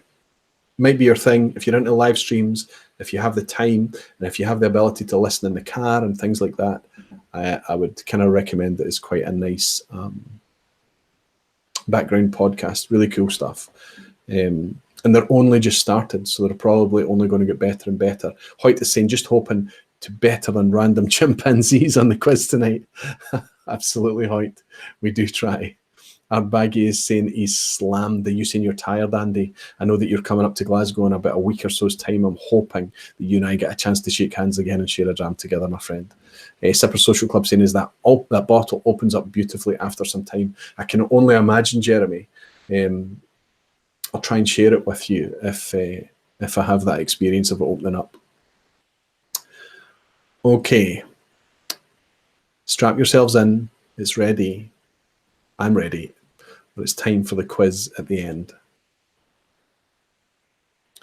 Let's see if I can bring it in. Hopefully you can see that screen now. Jason has already got everybody teed up for the questions. Now remember, the rules here are that you can just keep your own score. If you're here and you're participating for the first time, keep your own score. You know, you just put in the answers into the chat. Try and answer as honestly as you can. Try not to be led by the chat. There are often banana skins in here. Go with your own gut. Keep your own score. And let me know at the halfway point how you're scoring. And of course, share at the end how you've got on. Okay. Question 1. Caol is the largest producer of single malt on Islay, but which sells the most? So what we're talking about there is as a brand rather than a producer. What is the biggest selling Islay malt as a brand? Is it Bamor, Lagavulin, or Laphroaig? Is it A for Bamor, B for Lagavulin, or C for Laphroaig? So what I'm talking about there is Caol make about 6.5 million litres of alcohol per year. That's the factory on Islay. They do all the heavy lifting, and they also produce Caol 12-year-old themselves, as well as some other special releases and things. What I'm talking about here is the brand which Islay Distillery sells the most. Okay, let's see how we got on here. Chad Adams, A. Jeremy C is C. Floydian06, good to see you, is saying A. Matthew Harris, Bamor. Thomas Elmer, hi Thomas, is saying B. Whiskey Jason, fantastic, from Germany. Also got a chance to see you soon as well. B. Whiskey Wednesday is saying C. Kilton Moose is saying C. Lots of people, and that's all over the place actually. John Paul Vanderhoven is saying A. Alan K. B. B. Oh wow, this is already a splitter. A splitter. Jeremy Sims is in. It's fantastic to welcome you in. And thank you so much for your recent support as well, Jeremy. It's great to see you here. You're saying that it's Laphroaig all day long. Let's have a wee look. Which distillery sells the most on Islay? Which is the best selling brand? And it is, of course, Laphroaig. Laphroaig is actually in the top 10 best-selling Scotch malt whiskies, well inside it, 6 or 7 or something on the list. They sell an amazing amount of product globally. And they remain the best-selling as a brand Islay producer. Okay, let's roll into question 2 already.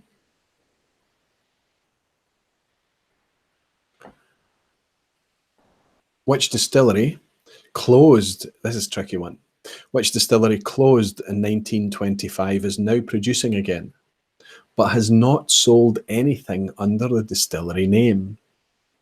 So what I'm speaking about is obviously a revived distillery, something that's perhaps come back to us a wee bit. I hope I'm not giving away too much. But they have yet to sell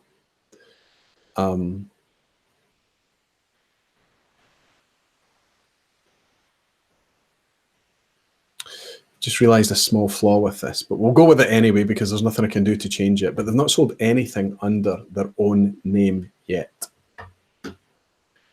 See if I can change that actually before. Can I recover this? Yeah, I think I can.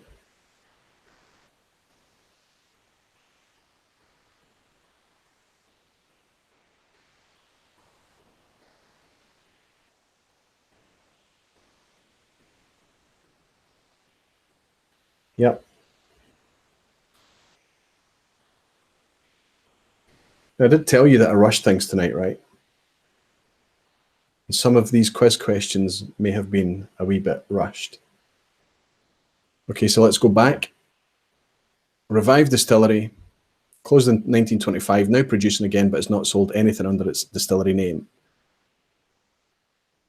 Is it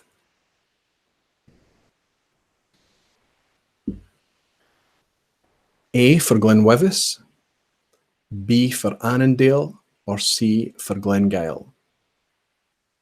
A, Glenwithus, B, Annandale, or C for Glengyle? So they are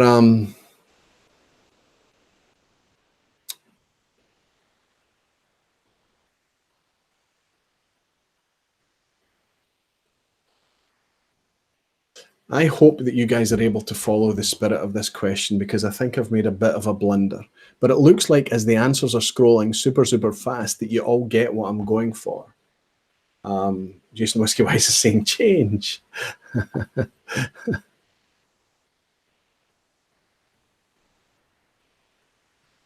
Okay. So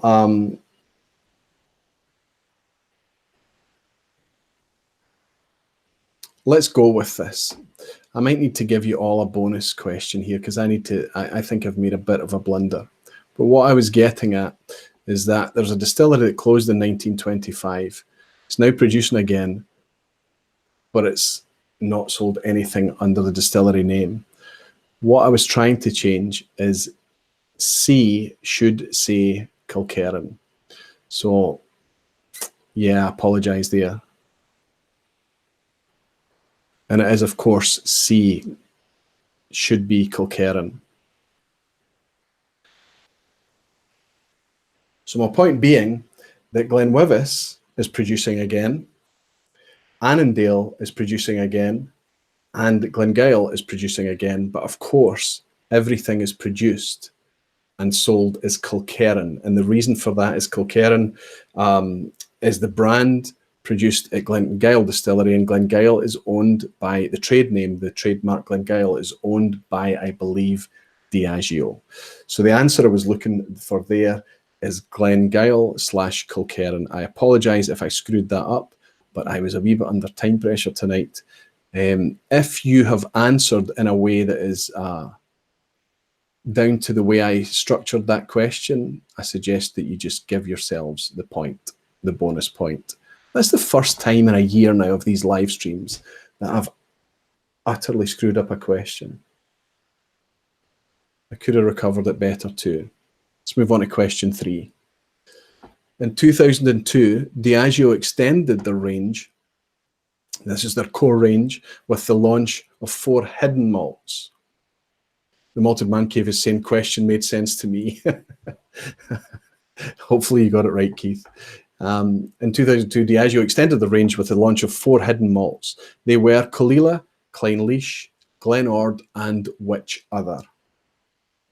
Just for clarification's sake, Diageo launched the classic malts in 1988, and ever since then, they've been extending it. And Diageo remains to this day the only producer, with the exception of Roselle, that releases product from all of its distilleries.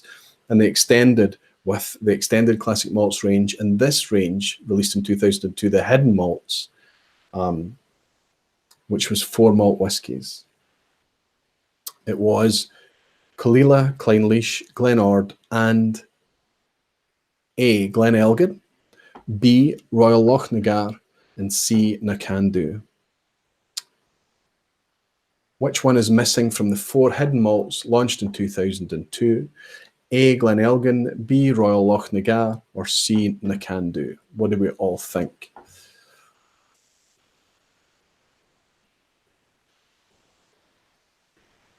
Everybody's having a laugh. I hope that's at my expense. I think what was going to happen is everybody that answered 3 in the previous question is going to be quite, or C, is going to be quite happy. Chad Adams is saying C. Joe F. Good to see you in, Joe. That looks like a new name as well. Good to have you here. Is saying A. Whiskey Jason is saying C. Mikey Hayes is saying B. Whiskey Wednesday is saying A. John Paul van der Hoven A. Tim Willie A. Carol. Wow. It just jumped significantly there. Lots of people answering, and they seem to be all over the place as well. Let's see. Diageo released 4 hidden malts in 2002, which were Caol Ila, Clynelish, Glenord, and Glen Elgin.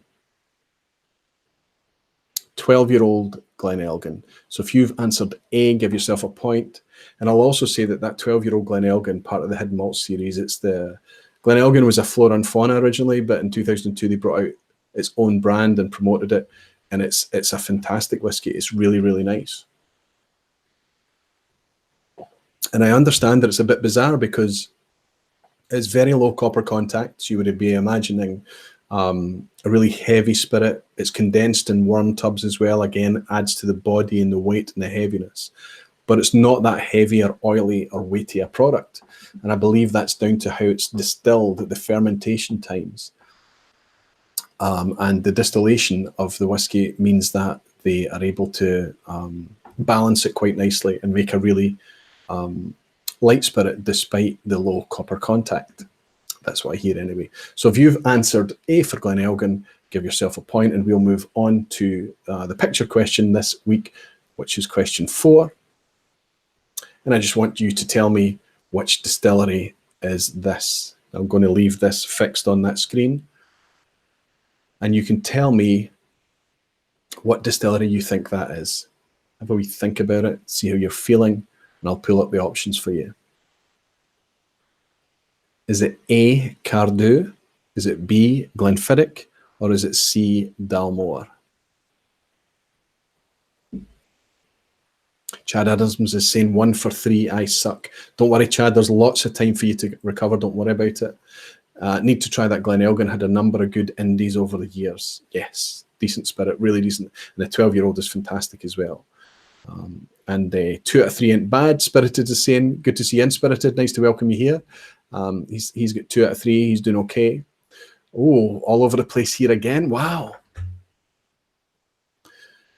Tim Willie's saying B. Hoyt is saying, didn't catch you, Hoyt. You've scrolled past already. It's disappeared. Louis is saying C. Simon Ray B. Ardbaggy A. Jimmy Jazz A. Wow. How many of you are participating tonight? Because this is flying. I cannot even see 118 staying for the quiz. Fantastic. Everybody's saying has to be A, Cardew. Well, I think this is going to surprise some folk, but what the distillery that we are looking at now is, in actual fact, Glenfiddich.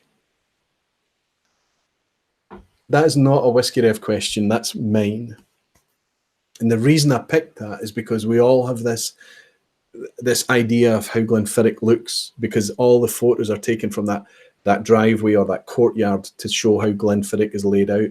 And the angle of that, the only way that would give that away is the kind of look and feel of the buildings, the pagoda roofs and things. It's Glenfiddich from a slightly different angle. So there you go. Kind of cool. It is Glenfiddich that we're looking at there. Question 5. Coming up for the halfway point. Which YouTube whiskey channel has a host who owns a cat named Barley? Which YouTube whiskey channel has a host who has a cat named Barley? I always like to throw in a kind of YouTube question when I can. And this one seemed appropriate, right? Is it Aquavite, me? Is it B, Whiskey Bloke? Or is it C, Scotch Test Dummies? Now, I know what you're thinking. You're thinking I'm being cruel. And I'm not. I certainly don't intend to. A, Aquavite, B, Whiskey Bloke, C, Scotch Test Dummies. Scotch Test Dummies, B, B, B, B, B, B, B. Lots of people B saying Whiskey Bloke, B, B, B, B, B, B, B, B, B, B, B, B. Yes, I think I have been a wee bit cruel here.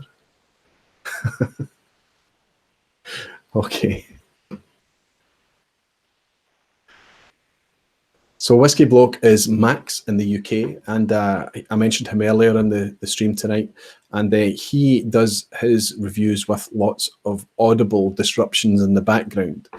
And those audible disruptions do come from animals, but it's from his dogs. He has a Boston Terrier and a pug, Rex, and damn, I've forgotten the other dog's name. But Whiskey Bloke has dogs. Scott from Scotch Test Dummies and Bart from Scotch Test Dummies both have large dogs, Alsatians. I think they are, our German Shepherds. One is called, or Bart affectionately calls it, the Chupacabra, and Scott's is an Alsatian called Blender. Aquavite has a cat called Barley. Now, you could, of course, only know that by a process of elimination, which is, I think, is what you were trying to do to end up with B. I apologize if I've been cruel. Let me make it up to you by showing you a picture of Barley. Barley is on the left of the picture there, and that's his sister on the right. Now, his sister, I desperately want to call. Frank Harding is saying sneaky. Cascode is laughing. Yes. Moz is saying, Moz, nice to see you. And he's saying, yeah, I go Barley. His sister on the right-hand side there, she doesn't have a name yet. And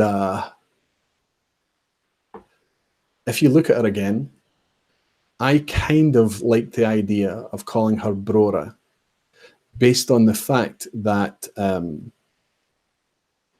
and Clynelish has a cat on the label as part of the branding, as the marketing. From the Marquis of Sutherland, I think it is, his coat of arms is a cat, or Scottish wildcat. So I thought Brora would be a good name. But the family hasn't gone along with that. They're happy with Barley, but they don't like the name Brora. So if anybody out there would like to support that she should be called Brora, let me know, let my family know. Or if you've got another suggestion, a name that suits her and would suit Barley as well, being her brother, please let me know. Apologies for that question. I know it was a wee bit sneaky, but you know, you've got to put it in there. That would be awesome, called Brora, named after the wildcat. Absolutely, Jason. I think it's a great name. Brora is definitely a winner. And Rolf is saying awesome, Roy. Yeah, they're very, very cool. They've settled in very, very well. They're fantastic little spirits to have around the house. It's brilliant.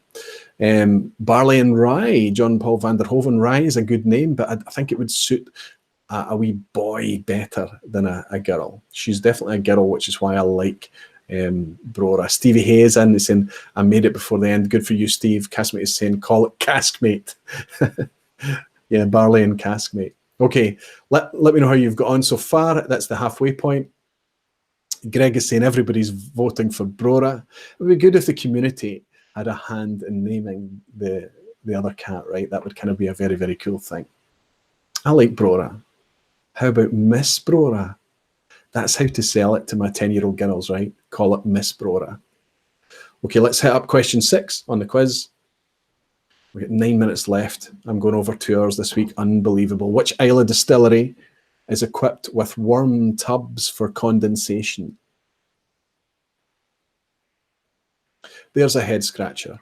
Which of the Islay distilleries is equipped with worm tubs for distillation? And they're making a big thing about this recently. Is it A, Kilholman, B, Ardnahoe, or C, Bamore? Which of the... Frank Harding is saying 1 out of 5 flying. Brora is awesome. And Casmate is saying for me is 2 out of 5. Jason is saying 3 out of 5, 3 out of 3 question. I had a chance to know. Or Eleanor. Terry Dolan has suggested Eleanor. Good to welcome you in, Terry. Fantastic to see you here. But Eleanor is another good name because it could be shortened to Ellie as well. But then Eleanor would be named after that administrative woman that had the ability to approve or decline the application for the Crowded Barrel Distillery, right? So she would not only have a whiskey named after her, she would have a cat in the west coast of Scotland named after her as well. Okay, everybody's answering. Frank Harding says A. Welsh Toro is saying A. Aaron McFault B. Jeremy C is saying B. Chris Banks is in. Chris, good to see you. A. Sid Martin A. Okay, so we're split between Islay is another good suggestion. David Patterson, thank you very, very much. Unfortunately, the girls have a friend at school called Islay, so I can't imagine that going down too well if it was, they've already got a friend named that. Let's see which Islay distillery is equipped with worm tubs. It is the new distillery, Ardnahoe. So if you've answered B for that question, you can give yourself a mark. The new distillery owned by, who is it? Is it Hunter Lane? I think it's Hunter Lane, yes. Have equipped Ardnahoe with worm tubs. Good. Let's move on now to question 7. Try and get through these last few questions quite quickly. Which city is said to be the home of the long-lost Ferrentosh distillery? The long-lost Ferrentosh distillery. So there's a city in Scotland that has, Ferrentosh was an 18th century distillery that was famous for a couple of reasons, I think. And one of them is because Robert Burns included it in his poem Scotch Drink. But again, the reason he included it was because of the other thing it's famous for, and that's because of the family, which I believe from memory was the Forbes family. Due to the Jacobite uprising, they lost a lot of land, and as in recompense, they were allowed to distill tax-free, and they managed to do that for decades, for almost a century, I think. That's what Ferrentosh is famous for, but nobody actually knows where the distillery is. I believe there's been no ruins ever found for it, but the city is widely known to be either A for Elgin, B Inverness, or C Dingwall. Terry Dolan is saying he's only got 2 right so far. He's finding it a tricky one. Some people are weighing in already with suggestions before I've even revealed the options. Such is the confidence, I guess. So let's see. Kelton Moose is saying C. Whiskey Geek is saying C. Mose is saying B. Daniel Vermas is also saying good to see you in, Daniel. He's also saying B. Lots of people think it's C. Okay, let's go ahead and reveal this. It is, in fact, D. Sorry.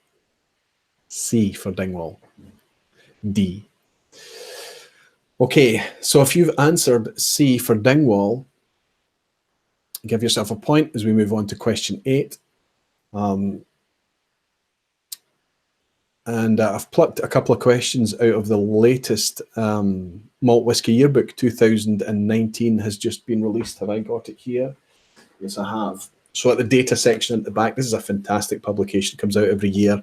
It's got data on all the malt whiskey distilleries. If you're looking for bourbon, grain, things like that, it's not in here, okay? This is a malt whiskey yearbook, of course. It's got details on all the distilleries, closed and open.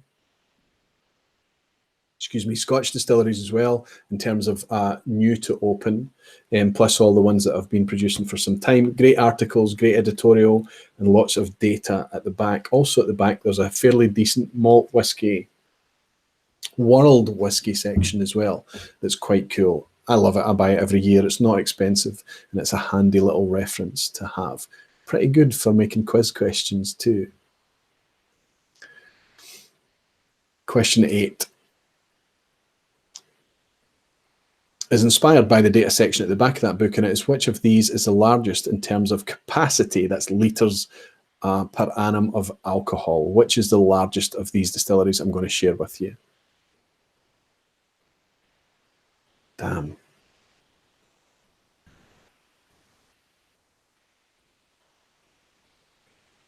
I think I have another blunder on my hands that I can or cannot recover because it may have been flashed up.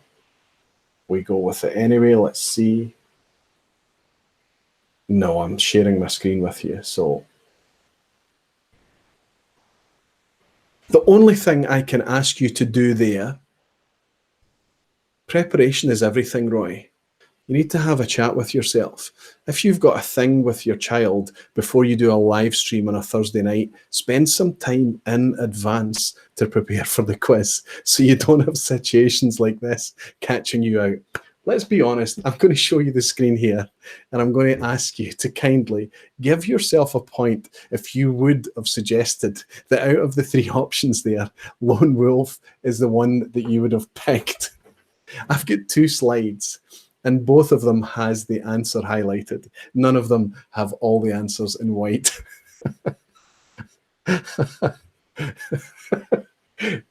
Jason is saying you owed us that one after the cat question. Do you know, I was convinced that that was going to be one of those questions that would catch people out who were doing really, really well and were heading for another 10 out of 10 or something like that. I was like, this is a tricky one. Steve is rolling on the floor laughing. Joe is saying, of course, it's A. Yes. So out of those 3 distilleries, Lone Wolf, Edgedour, and Wolfburn. I was quite surprised to read that, which is why I put it in there. Lone Wolf is the biggest producer. I think I put a slide in here to suggest to you what the sizes are, and I think this is quite interesting. Lone Wolf, despite being that new facility up in Ellen owned by Brewdog, brand new, doing lots of experimental spirits, not just malt whiskey, but they're doing 450,000 litres of alcohol per annum. Edgedour producing 260, used to be widely suggested that it was the smallest distillery, but there's a bunch of distilleries smaller than Edgedour now, of course, probably upwards of a dozen or even more. Wolfburn at 135,000 litres. So Wolfburn is, despite its brand being out there and fairly widespread and available already, is a really quite a small producer. Apologies. I just need to ask for your patience. It's a freebie for you. Okay, question 9. Let's see if I can get through to the end of this quiz without making another blunder. Which of the following Scotch malt whiskey brands are not in the top 10? Which are not in the top 10? So what I'm talking about there is not litres per alcohol. What I'm speaking about is a brand that is measured by market share rather than how much whiskey it makes. So in terms of market share of Scotch malt whiskey, which of these 3 is not in the top 10? Every single time I hit that arrow to go to the next slide, I'm nervous now. It's because I didn't check this before I went live tonight. I didn't have the time. I'm getting a bit comfortable and I didn't consider it a priority. Is it A, Talisker? Is it B, Aberlour? Or is it C, Tomatin?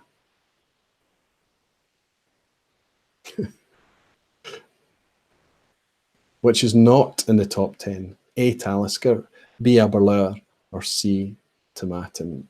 So they're obviously very, very widely available, very, very well-known, big-selling brands. But in terms of market share, which of those doesn't make it in to the top 10?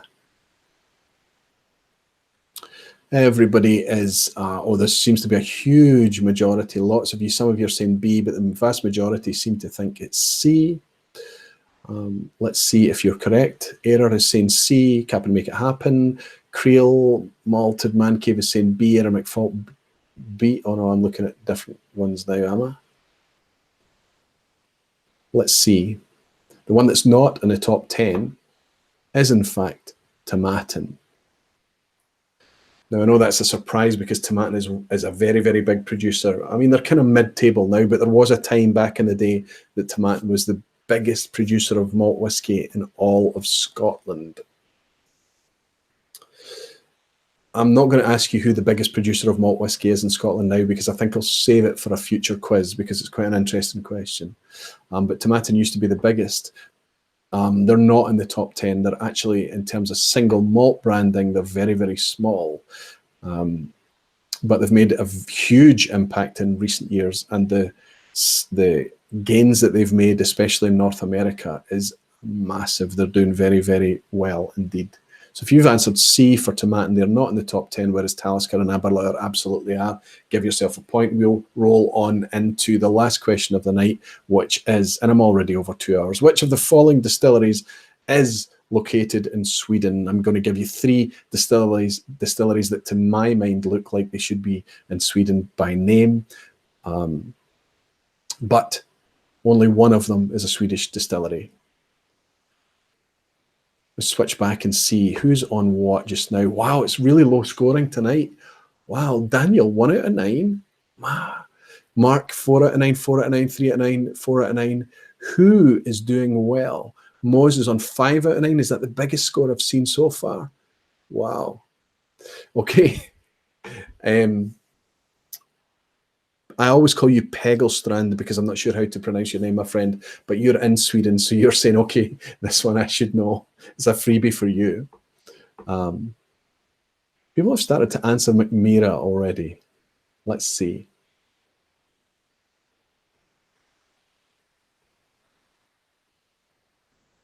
Which of the following distilleries is located in Sweden? Is it A, Aurora Spirit, B, High Coast Distillery, or C, I think I'm going to pronounce this correctly by saying Meakin Distillery? Is it A, Aurora Spirit, B, High Coast Distillery, and C, Meakin Distillery? It's an interesting one. If I was to read those, they look like they should all be in Sweden to me, but only one of them is. What do you think?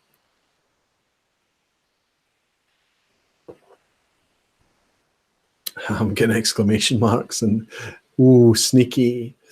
Gregor is giving me exclamation marks. Jason Unsworth is in. Fantastic, Jason. So good to see you. Nice to welcome you, my friend. I had the chance to meet you in Texas this year, of course. Christine Deems is in as well. Christine, good to have you in. Lots and lots of people. It's kind of splitting everybody as well. Chris Banks Wildlife says C. Simon Ray C. Spirited C. Cask Code says B. Jason Coates B. Jimmy Jazz is saying A. Yeah, all over the place. Carol Van Walligam, good to see Carla saying darn. Okay, last question I'll reveal to you. The answer is the Swedish distillery is High Coast Distillery. High Coast. And the reason, of course, that is sneaky is because High Coast Distillery, through a bit of a mutual arrangement, I think, with Compass Box, changed their name from Box Distillery to High Coast. Bit controversial, a bit strange, but it seems to be amicable and a mutual thing. And he's saying he's in Norway as our alternate A and C. That's right. The other two are Norwegian distilleries, Aurora Spirit and Meakin Distillery. I hope I've pronounced Meakin correctly. And Aurora Spirit, apparently I hear, is the most northerly distillery globally. Sid Martin is saying, come back, Whiskey Rev, all is forgiven. Absolutely. How do you know that there aren't significant chunks of Whiskey Rev questions in there? Are his questions that obvious? Jeremy Sims is saying, Swoot 50% is a pass mark. Right, absolutely yes. Carl is saying 4 out of 9 failed, Cask Strength 3 out of 10. Cap and Make It Happen 4 out of 10, 4. 5 guesses out of 10, 50%. Wow, extremely low scoring. Have the questions been cruel this evening? Have I been especially cruel? Listen, I've always said it, you only know it if you know it. And the other thing is that the idea behind these questions is oftentimes, especially when we talk about size and scale and how well distilleries are doing or things like that, is to kind of suggest learning or to promote curiosity or something. I fully admit to the cat called Barley and things like that in there, just to split the crowd is a bit of fun. And I hope you'll forgive me for that. Fantastic. So Louis is saying that he got 7 or 8 out of 10. Can't remember. I think you might be taking the honours tonight, Louis, because I haven't seen anybody score as high as that this evening. That would be fantastic. Baggy is suggesting a recount. Jason, how did you get on? 8 out of 10, Jason. Well, okay. Are you allowed to participate as a moderator? Well, I guess you are, because you've got no access to the questions in advance. I wouldn't expect anything less from you, Jason. Well done. But it looks like Louis could have matched you there as well. Fantastic, guys. Well done. And Steve is saying he thinks he saw a 9 out there. Did somebody suggest that they got a 9? Sid Martin is saying he saved it on the back 9, so he did well and he managed to get a pass mark through the last 5 questions because he was doing terribly on the first 5. I'm not seeing anybody who suggested they scored a 9. If you have, shout now, because it looks like Louis and Jason are splitting the laurels tonight. Terry is saying they were tricky, but I've learned a lot. Thank you, Terry.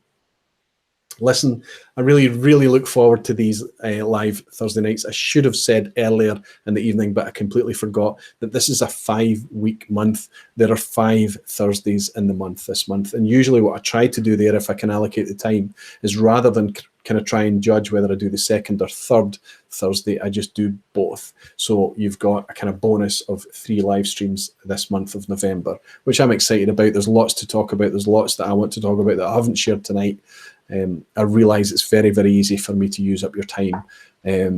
So I'll try and spread it out over the 3 lives. I've also got a patron-only live stream on the 22nd, which I believe is Thanksgiving. I was kind of thinking that it might not be a good idea, but I've been encouraged by my patrons to go ahead with that because they suggest that they might find themselves slumped on the couch and looking for some easy entertainment or a community, sense of community over a dram at that point in the day, so it might be a good thing to do.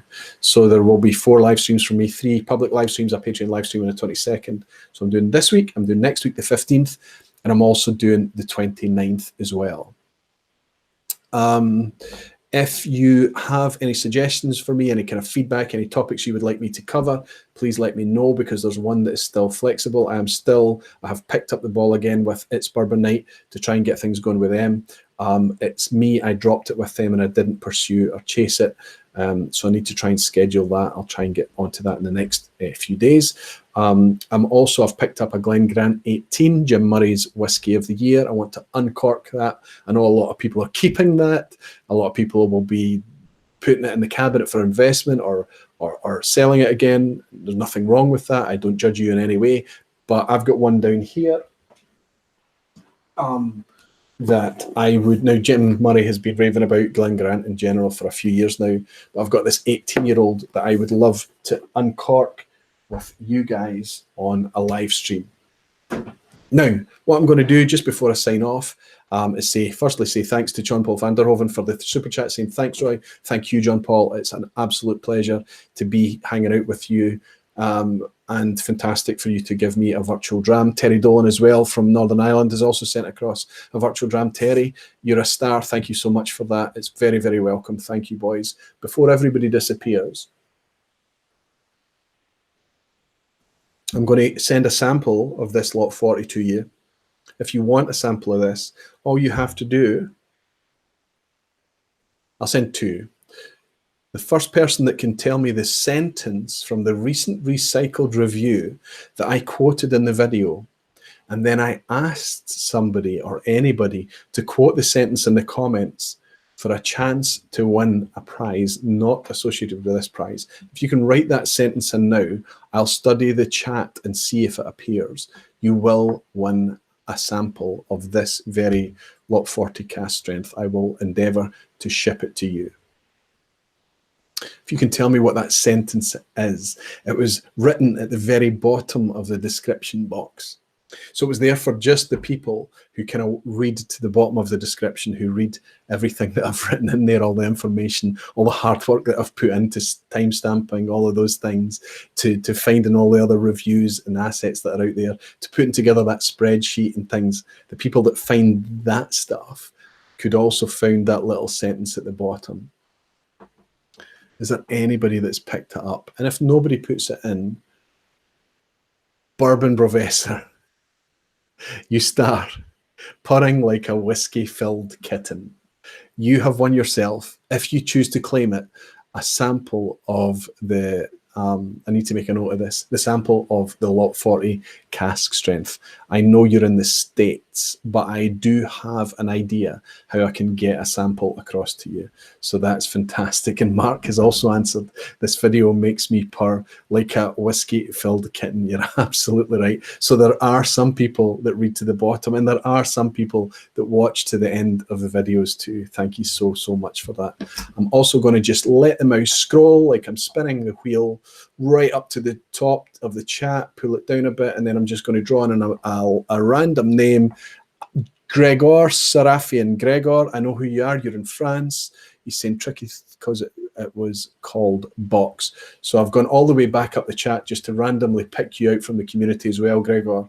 So if you want to claim yourself a sample of this Lot 40 as well, get in touch with me on email, whisky@aquavitae.com. Same for Bourbon Professor. I know that you and I are already in touch by direct message, so you can let me know if you want to claim your sample of this as well. I'm going to take a few samples of this to some of the friends that I'll meet this weekend as well and share it with them too.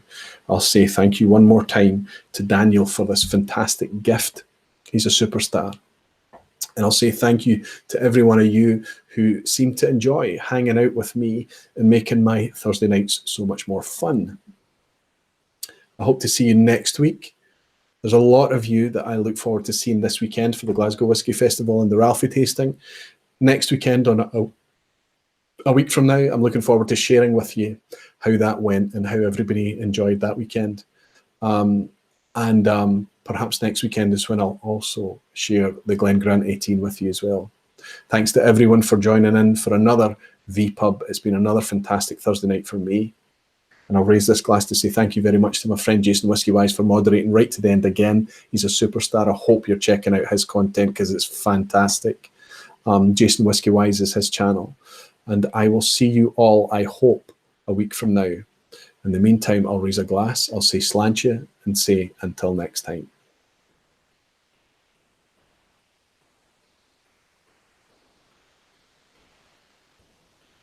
Mm.